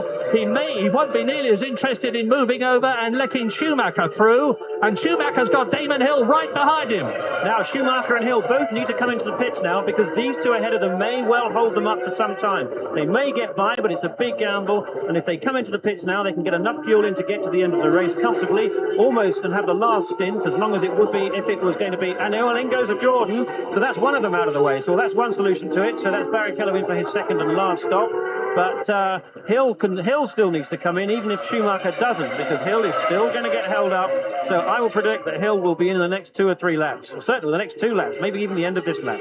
Remember Australia, 94. Remember Silverstone, 95. Damon Hill trying to get past Michael Schumacher in a Benetton on both those occasions. Well, the situation is much the same now. The car is different as far as Michael Schumacher is concerned. Barrichello out of the pits. And now Katayama is the man that they've both got to get past. Ukyo Katayama from Japan, the best Grand Prix driver that Japan has ever produced. And both the Williams and the Ferrari pits are putting their mechanics out as into the pit lane for a stop comes Mika Hakkinen, who was in 4th position as a result of the stops that had happened in front of him, moved up from 6th to 4th. And we're concentrating on this activity now, rather the producer is. And meantime, Damon Hill and Schumacher, I can't tell you whether they've got past. Yes, they have. They have both got past Ukyo Katayama, who must have moved over to let them through, because the positions are exactly the same. And Frenson is still in the pits, and it looks as though this time no salvos are going to finish. And into the pits comes Michael Schumacher. Into 2nd place goes Damon Hill. Now, if this is, well, and smoke from the front tyres of Michael Schumacher's car. Now, he rolls into the pit lane over those earthing strips. And as usual, back of the car up, front of the car up, 4 wheels off, 4 wheels on. Fuel filler in, fuel filler out. And away goes Michael Schumacher. Now, is he rejoining in front of... Yes, he's bound to retain his place. Well, I think that was some real last-minute thinking, both from Ferrari and particularly from Damon Hill in Williams. And I suspect if Schumacher had stayed out, Hill would have come into the pit lane then and for his stop. We know the Williams crew were all out there. It's not for Villeneuve. We know it's there for Hill. And now Hill needs to stay out there, assuming he's got the fuel to do it. We know that his previous stop was a quick stop, so he can't have too much fuel in that car. He won't be able to stay out for very long as Frenson's race comes to an end. But what he does need to do is get enough track advantage. He needs to punch in some fast laps now to make sure that he can get ahead of Schumacher when Hill does come in for his stop. It shouldn't be too much of a problem. We know that Hill was capable of lapping faster than Schumacher, and it looks clear that Schumacher was nearer the end of his fuel and therefore running at least as light as Hill. But Hill can't be too careful, and he needs to run now with clear track ahead of him for as long as he can, as long as his fuel load will allow, before coming in for his final stop. And by doing that, I'm sure that he'll be ahead of Schumacher when he comes out. Well, unlike Germany and Silverstone, I'm not going to criticise Damon Hill's start, which cost him dearly, because I remind myself and you that he was on the dirty side of the track, which he was talking about so much, which gave Schumacher and Villeneuve that you're looking at an advantage when all the lights went out and the race started. And yet again, Tony Jardine is with Johnny Herbert, who is out of the race. Johnny, it was going well, so great disappointment to retire. No, it's a bit of a shame. Qualifying's gone very well. I wasn't very happy with the engine this morning, but they did some work, and it was good again in the race. But we'll have to see. So what finally went? The engine, which was a bit of a shame because it just suddenly went. Now, before that, you were battling away. Things seemed to be going all right. Yeah, no, it was going good with Mika. The car had a good balance, but the engine let go. So, when that happens, you can do nothing. Can you use this engine again at Spa? I hope so. Thanks, John. Thanks a lot. Well, sad that both Johnny Herbert and Frenson should go out. I'm sure with engine problem for them both, but that's no damnation of Ford there, because they worked very hard indeed to improve the performance. This has been the biggest step forward they've made all year, and it showed in qualifying. They knew they were taking a gamble racing it, and the fact that it's expired prematurely will not totally have surprised them, but they would have learned undoubtedly from it, and no doubt go better as the season goes on. But Hill is not likely to come back into the pits now. I can tell you that the Williams crew have gone back into the garage, so again, Hill's going to be out there putting in those quick laps and, possibly even closing on Villeneuve. Let's watch that gap too. I'm sure he's going to be clear of Schumacher when he comes out after his final stop. And he's 26.4 seconds behind Villeneuve yet. He's got no chance to catch Villeneuve, but he'll be keen to make a point and just show how quickly he could go. As in Germany, so in Hungary, the two Benettons are together in the same order. Lacey ahead of Gerhard Berger, who so very nearly won the race in Germany until his engine blew. But Gerhard Berger has now got to make the decision, of course. They have got points for the team in 4th and 5th place. If he pushes Lacey hard and either or both of them go out, neither of them will get any thanks from the team, because 4th and 5th places would be very welcome. There are still 22 laps to go in the race. Villeneuve has stopped twice, leads Hill by 26.5 seconds, who has also stopped twice. Schumacher has made his last stop 3 times. Now he is 30 seconds behind Hill, 56 seconds behind Villeneuve, so it very clearly looks as though the race again is between the two Williams-Renault drivers, Jacques Villeneuve and Damon Hill. With Lacey 4th and 5th, that's Lacey ahead of us. We're in the car with veteran Gerhard Berger, who won his last Grand Prix for Ferrari, and that was in Germany 2 years ago. That was his 9th victory. He's certainly not going to win this race unless something very dramatic happens in front. Mika Häkkinen is again outdriven, not as a man, but the car, because although he's in sixth position in the points again, as he has been a good few times this year with 3rd, 4th and a lot of 5th places, it's not going to be any consolation to him. He's a full lap behind. And in 7th position is Olivier Panis. 8th is Rubens Barrichello, who's been lapped. 9th, 10th and 11th. And the remaining runners are Katayama, Rosset and Lavaggi. So there are 9 retirements out of the 20 starters. And with 20 laps left to go, we've got another pit stop yet for Damon Hill and for Jacques Villeneuve. Now, Villeneuve being 26 seconds ahead, 25.6 seconds as my monitor changes in front of me. Villeneuve will be able to get into the pits and out again ahead of Damon Hill as we look at Gerhard Berger. Have a bit of a slide there, chasing John Lacey.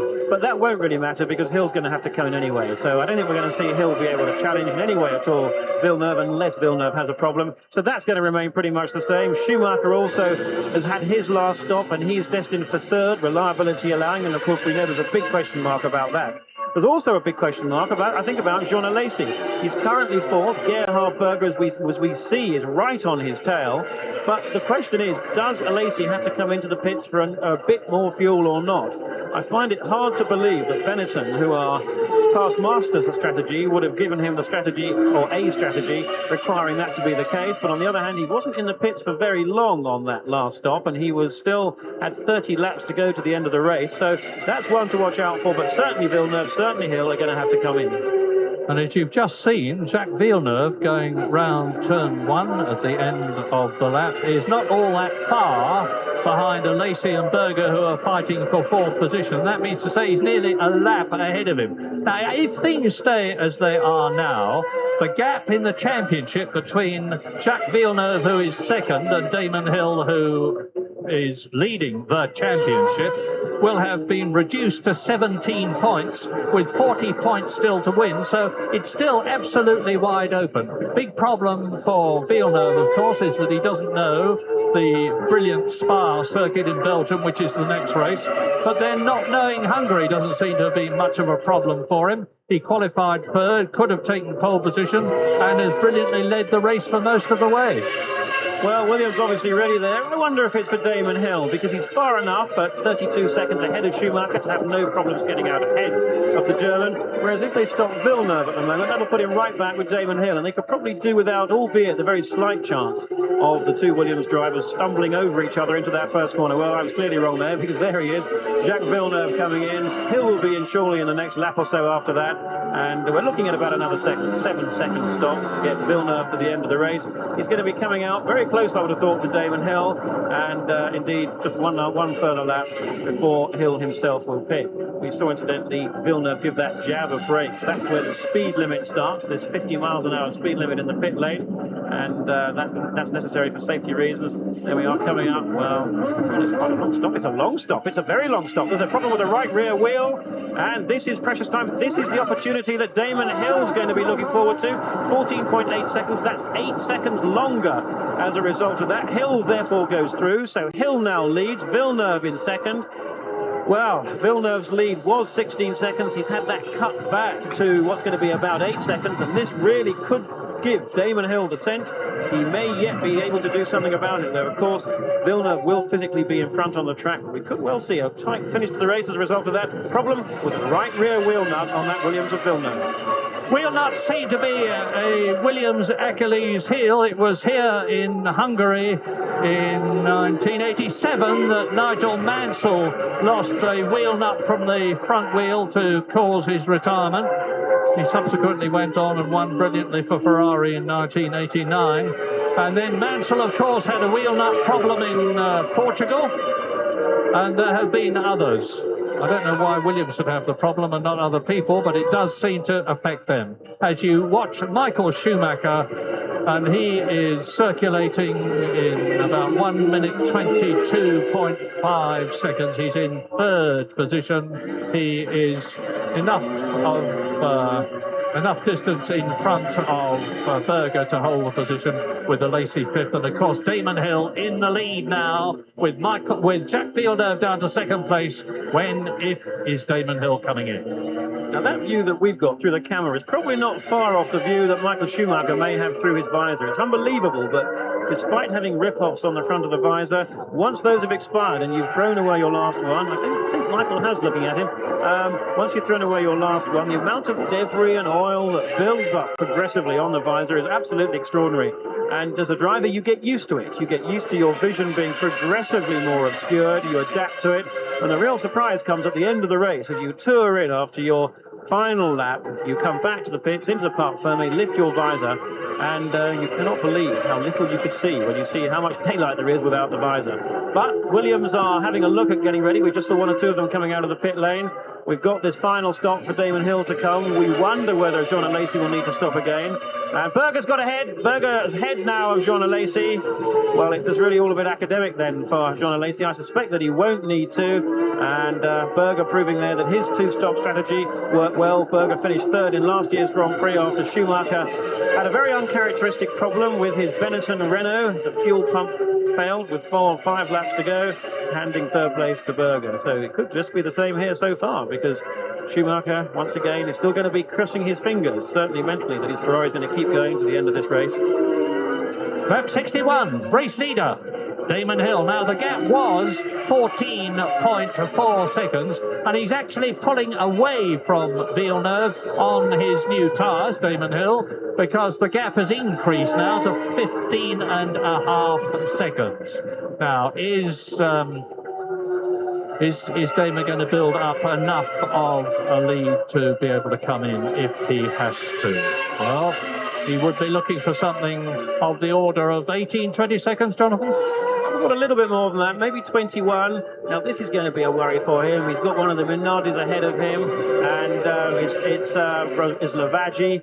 We know that Lavaggi has been good. He's let people by before, because the time that can get squandered just following Lavaggi or anybody else, for albeit 2 or 3 corners, you can lose a second a corner, because he's lapping there. Lavaggi's lapping in 27. That's 6 seconds slower than Damon. Now, let's have a look. Damon's last lap was a 1:21.0. Lavaggi hardly appeared to hold Hill up at all.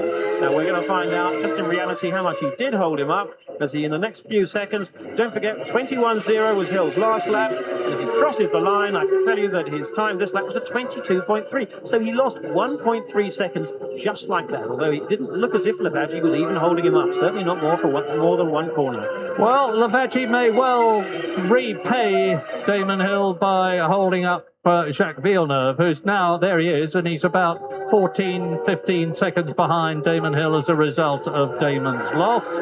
It should be a bit of sauce for the goose and sauce for the gander. Now, there is Villeneuve. Hill is on his 62nd lap out of 77. Schumacher is still third, but Berger is catching. I have no doubt in my mind at all that Michael Schumacher is fighting some sort of a problem in the Ferrari. Maybe it's handling, because, as I said, the brilliance of Schumacher can overcome the deficiencies of the Ferrari for one lap. but to overcome them for 77 laps is a very different thing altogether. And Gerhard Berger has got the gap down now to under 19 seconds, and he's pulling away from Alesi, Berger that is, Alesi who is 5th, and he's now 2 seconds ahead of Jean Alesi.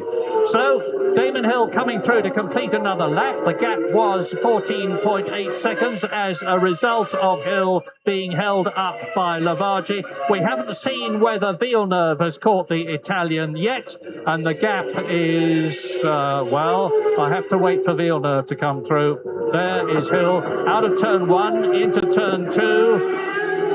Schumacher still holding that position, and again Gerhard Berger, and the Villeneuve is about the same distance behind. Williams crew coming out. This is for Hill. Hill is 15 seconds ahead of Villeneuve, so that's going to let Villeneuve through. Now, we thought about 21 seconds, so that should end up with Villeneuve having about a 6-second lead over Damon Hill with some 15 laps to go. And that's the kind of lead that can be so easily lost with back markers. That could yet happen. A half spin from Villeneuve. He has been prone to having the odd incident, but he's going to put him still. He's going to put Hill, I should say, well ahead of Schumacher. Schumacher's 42 seconds behind Damon, so he'll still end up being some 20 seconds behind. So it's all about making it as sharp as possible, of course, getting into that pit lane, getting the brakes on for that speed limit zone, because the last thing that Hill wants now is a time penalty for speeding in the pit lane, and we've seen that happen from time to time. Through the last second gear corner, up the hill to third gear, and peeling off into the pit lane. Is it now? No, he's not. Yes, he is. He's coming in. And we're looking for about, probably about 6 seconds. This could be a very quick one because we're beyond the 75% distance. And he's going to want every little bit of time he can get. See the black marks where odd cars, we saw Schumacher lock the wheels in a desperate attempt to make sure they get the speed right down. In he comes to a stop. Now let's watch that right rear wheel. We know that that was a problem on Villeneuve's car, and this is the kind of mistake. Well, it was very quick indeed, no problems at all. He keeps the same tyres on. Now that was interesting. Villeneuve has gone through. Now there is Villeneuve, and here is Damon Hill. That's how close it is going to be. Remember, Damon Hill is still in the 75-mile-an-hour zone. He isn't now. He's out and will be giving it everything he's got. But on lap 64, Jacques Villeneuve retakes the lead in Hungary with 13 laps to go. Damon Hill in second place, very close, and he is, of course, on new tyres. Michael Schumacher limping along in comparative terms, still on the podium. But in the background, you can see how close Gerhard Berger is, because Berger in fourth position, very close indeed to the Ferrari. But the battle up front is the one that's going to have everybody's attention with just those 14 laps to go in Hungary. Damon Hill has won this race twice.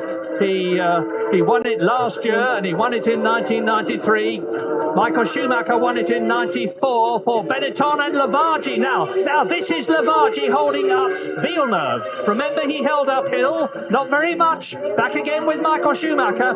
And this should be Villeneuve's opportunity. It's a good place to get past the Minardi. It's got a V8 engine, and the Renault of Villeneuve with the V10 should just punch its way past him, and it does so. And now the roles are reversed. The boot is on the other foot, because the Damon Hill is going to have to pass Lavaggi again.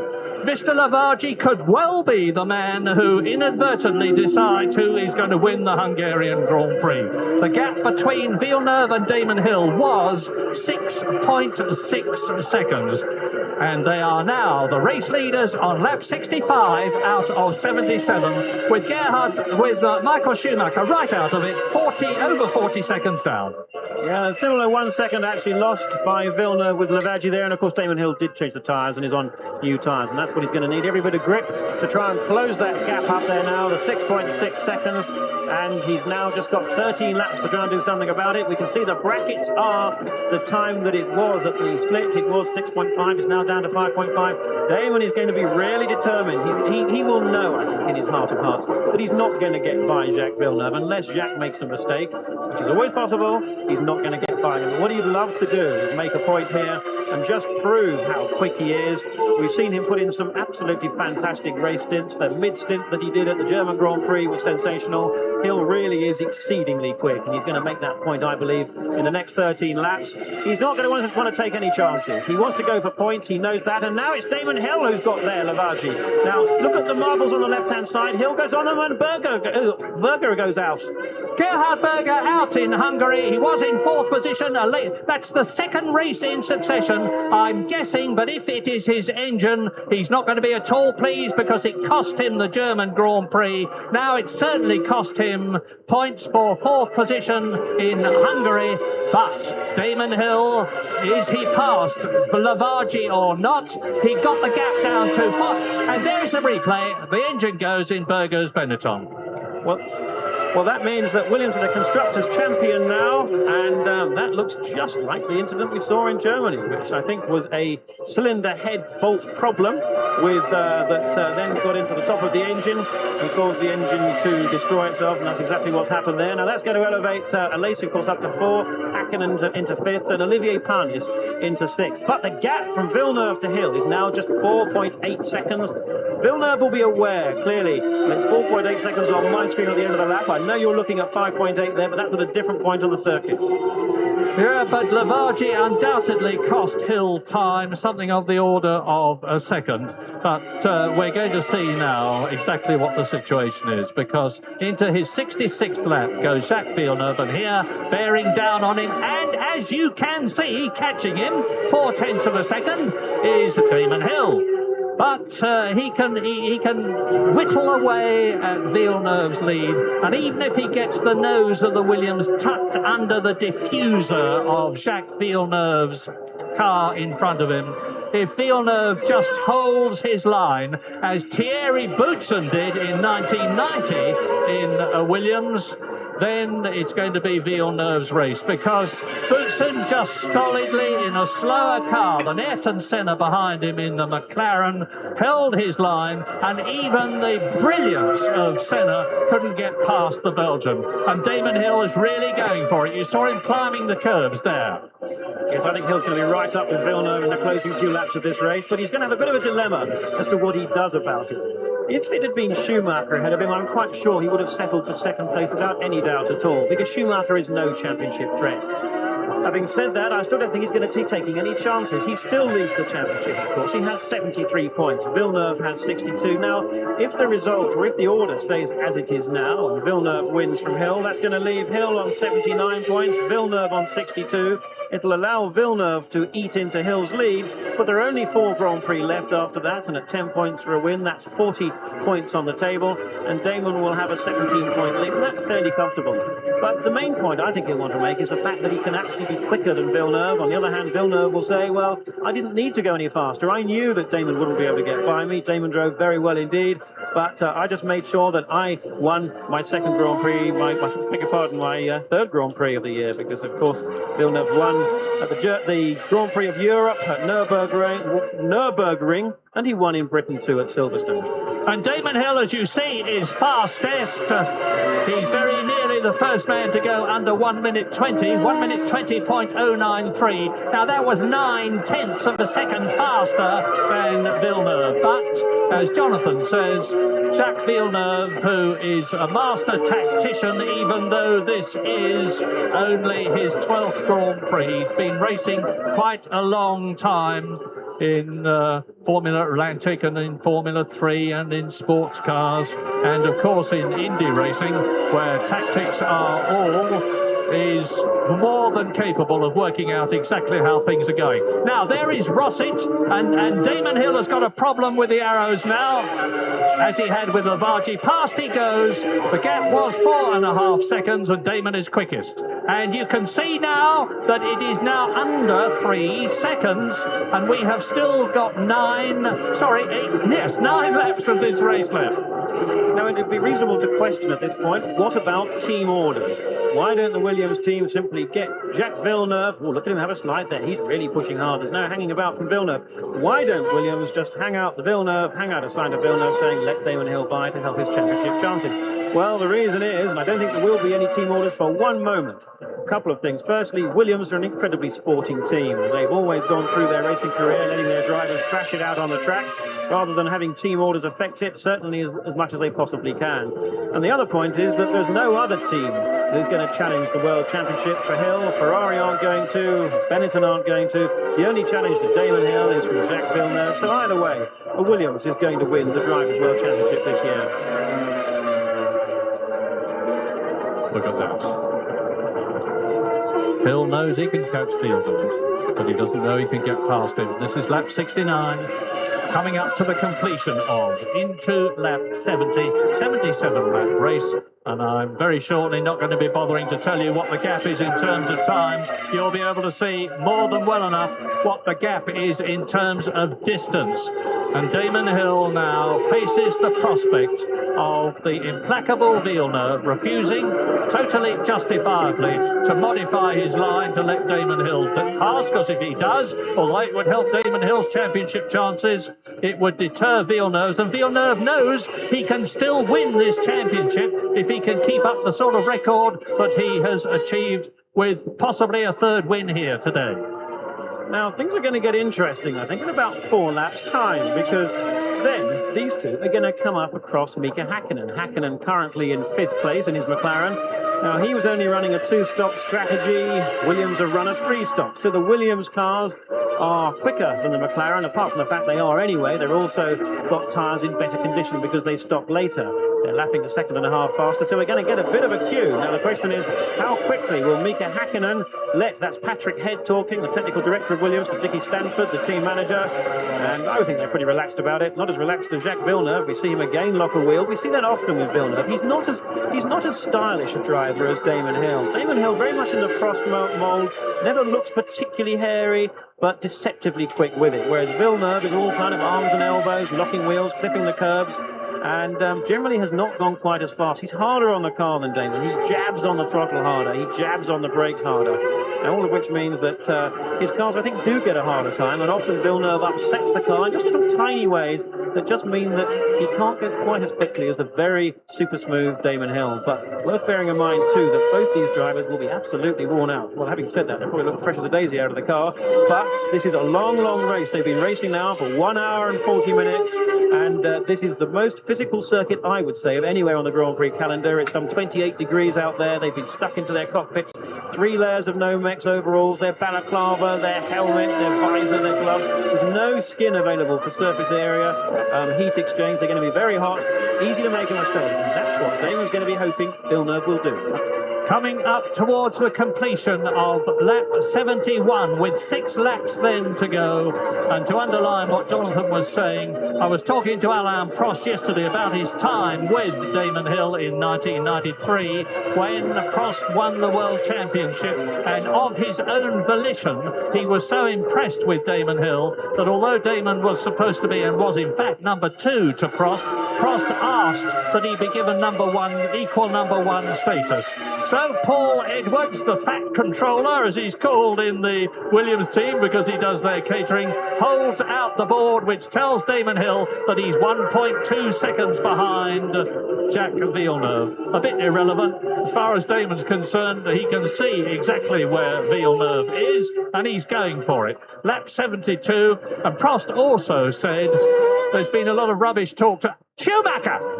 Michael Schumacher retires from the Hungarian Grand Prix, as did Eddie Irvine, and that makes, gosh, I'm losing count now. This is what, 9 retirements from 10 starts for Ferrari.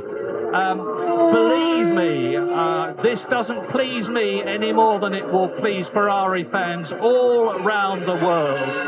But the fact, obviously, is that Schumacher was struggling all the way for a long, long time, and that Ferrari is still very, very fragile. A lot to do, bitter disillusionment, bitter disappointment for Ferrari, but Alesi goes up into 3rd position, so Renault engines are now 1st, 2nd and 3rd. They've had a 1st, 2nd, 3rd and 4th this season, and this is what Jonathan prophesied. There is Häkkinen being caught by Jacques Villeneuve. Mika Häkkinen moves over, but has to take the racing line on the corner to go round. I've no doubt that he'll let Damon Hill through as well, and he does so. Damon Hill goes through on the inside. This is lap 72, and you're going to see a tremendous fighting finish to the Hungarian Grand Prix.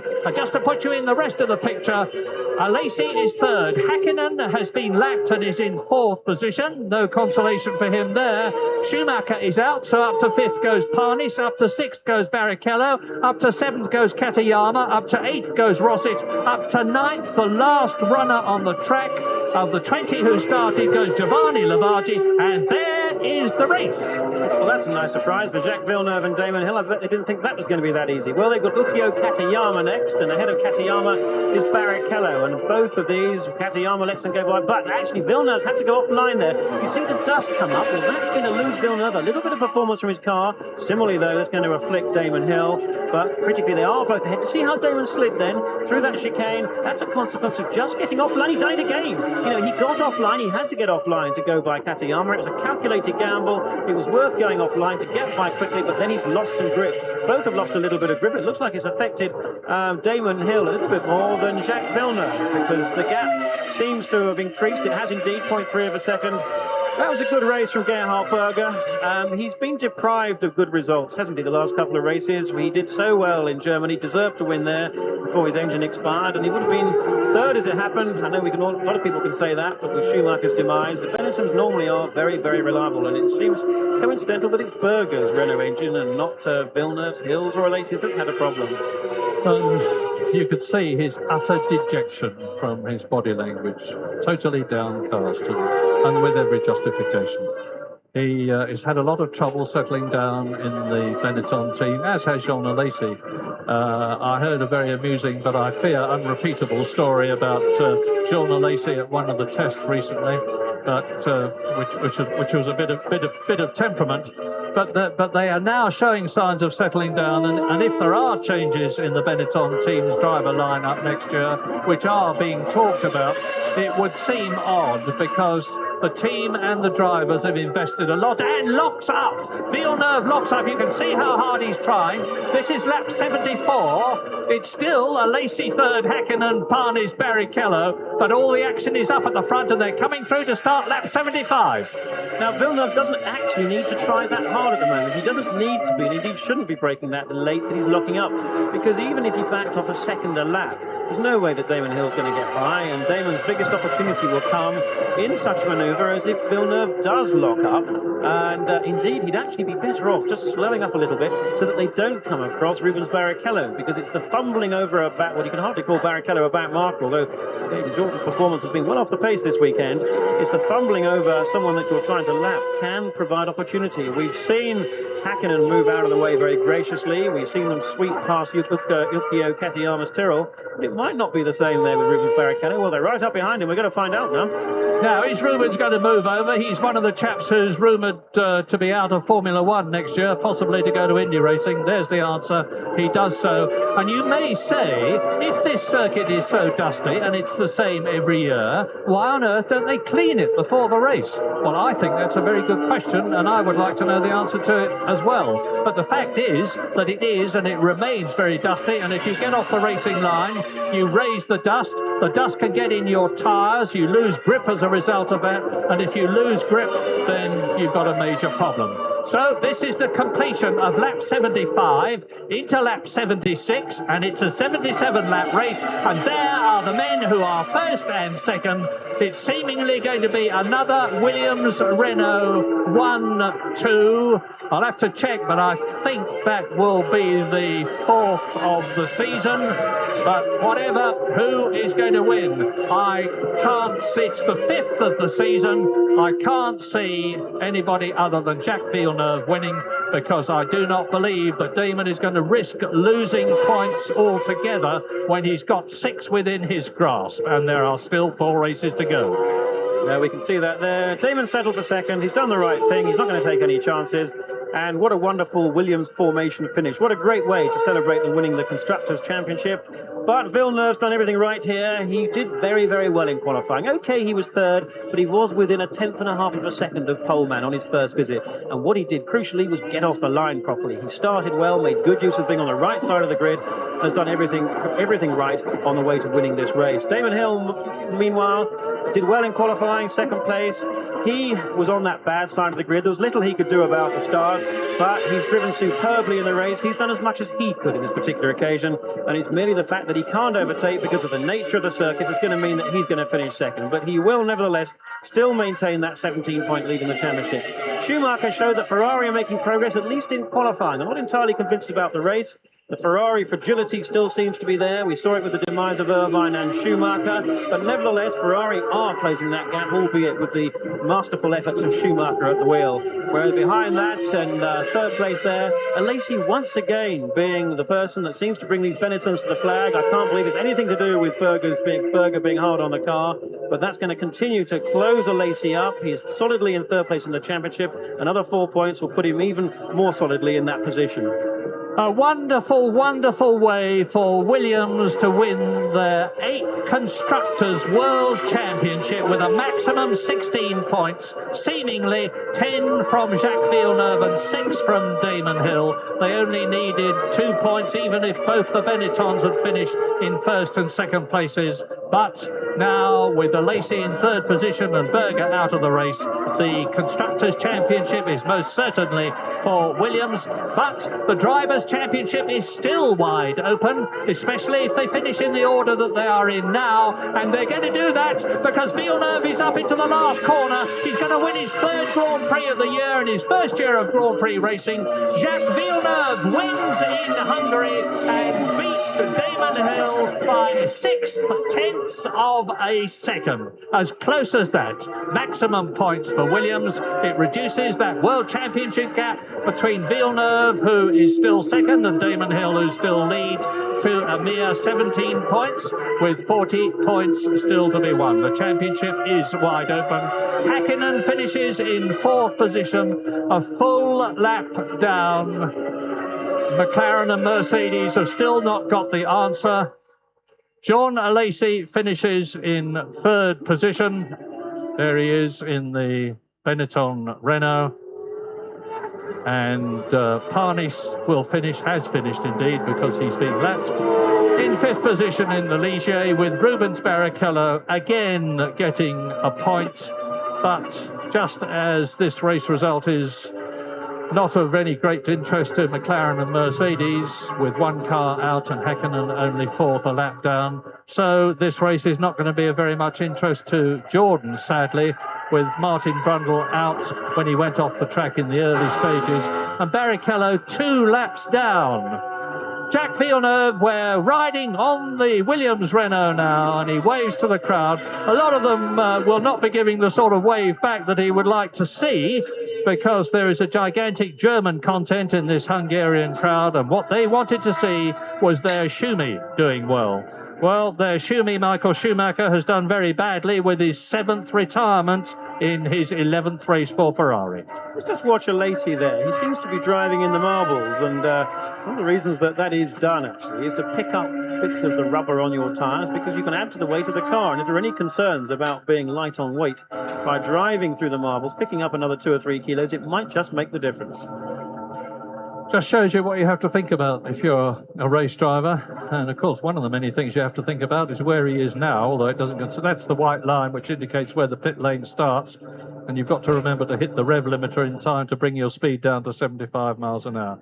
So into the Parc Fermé, where their cars will be examined minutely, and the drivers will be weighed as usual to make sure that the combined weight of the car and driver is not less than the limit. Damon Hill draws up second. There's a sad sight for Ferrari fans. Michael Schumacher being pulled in on the end of a tow rope. The last time that happened to him was the German Grand Prix last year, when he won the race in a Benetton, but stalled his engine as he stopped to take some applause. And Tony Jardine is with Patrick Head, who is the technical boss of Williams, who have just won the Constructors' Championship. First of all, Patrick, many congratulations indeed on the World Constructors' Championship. I believe for the 8th occasion. You must be very, very happy about that.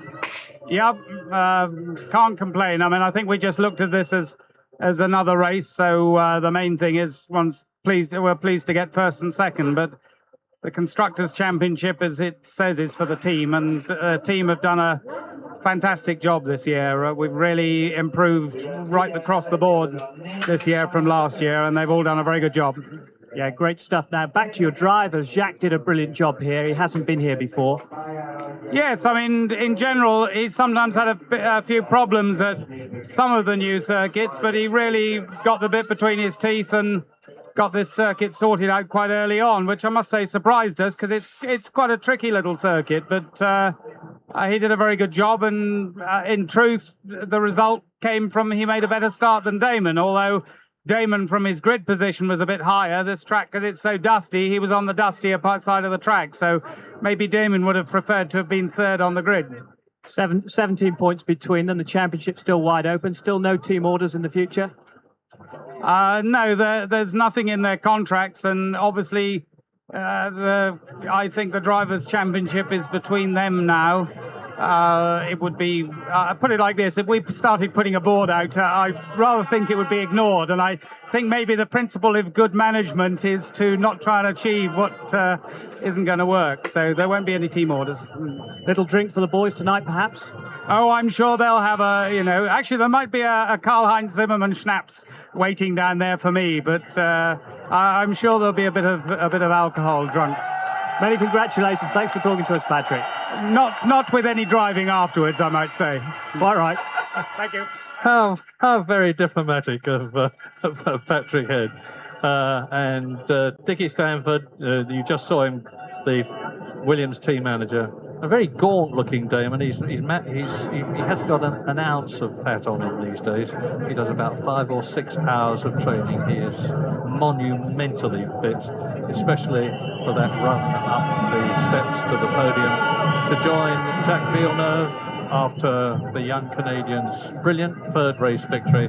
A sad disappointment for Michael Schumacher. He keeps on saying we must work harder and improve, but surely even Schumacher, with his dogged determination, is going to get a bit depressed at what keeps on happening to him and his Ferrari teammates. So sadness for Schumacher, joy for Jacques Villeneuve and for Damon Hill in his usual driving suit, which looks as though it's been made for 2 other chaps much bigger than him. Jacques Villeneuve gets on the top row, the top step. Damon Hill second, Jean Alesi third. Williams Renault wins. Williams Renault second, Benetton Renault third.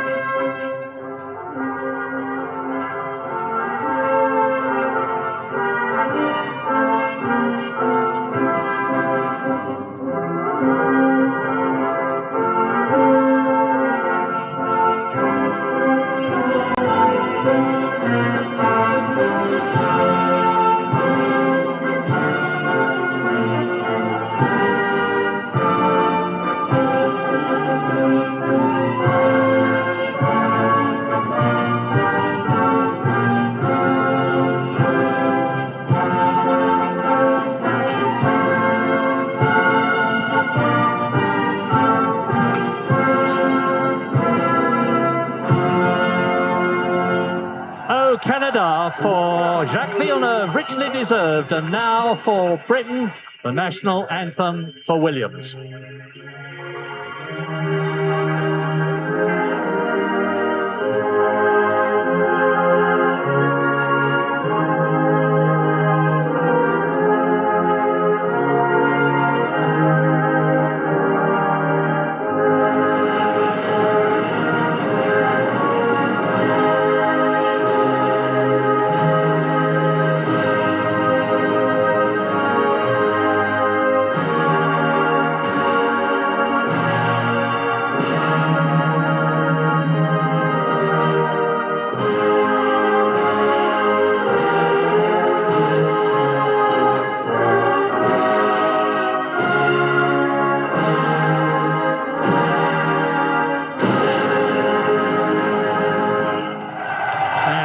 the foreground, Mr. Gyula Horn, who is the Prime Minister of Hungary, will present all the trophies to Jacques Villeneuve for winning the Hungarian Grand Prix, his third Grand Prix victory in his first year. Magnificent. To Damon Hill for his second, no, to Tiki Stanford for Williams for the Constructors' Championship and first and second places in Hungary. To Damon Hill for second position, which reduces his World Championship lead over his teammate to 17 points, and to Jean Alesi, who is third for the fourth time this year. Surely his chance will come. But it didn't come here in Hungary. A great race for Williams, a great race for Damon Hill, and especially Jacques Villeneuve, and a great race too, above all, for Formula One.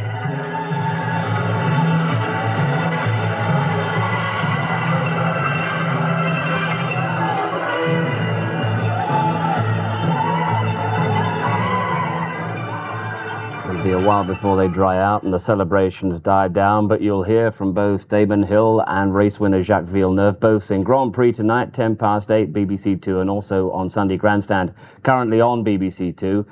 But an excellent race and an outstanding one for Williams, their fifth 1-2 of the season, third Grand Prix victory of the season for Jacques Villeneuve, by the slimmest of margins from Damon Hill, but Villeneuve always in control of the race. Hakkinen, Parnis and Barrichello complete the point scorers. Drivers' Championship still very much alive and getting pretty tense for Damon Hill, 17 points ahead, and he can't afford to finish behind Jacques Villeneuve in too many of the four remaining Grand Prix. Constructors' title for the 8th time for Williams, and a season that they've absolutely dominated with those 4 Grand Prix still remaining.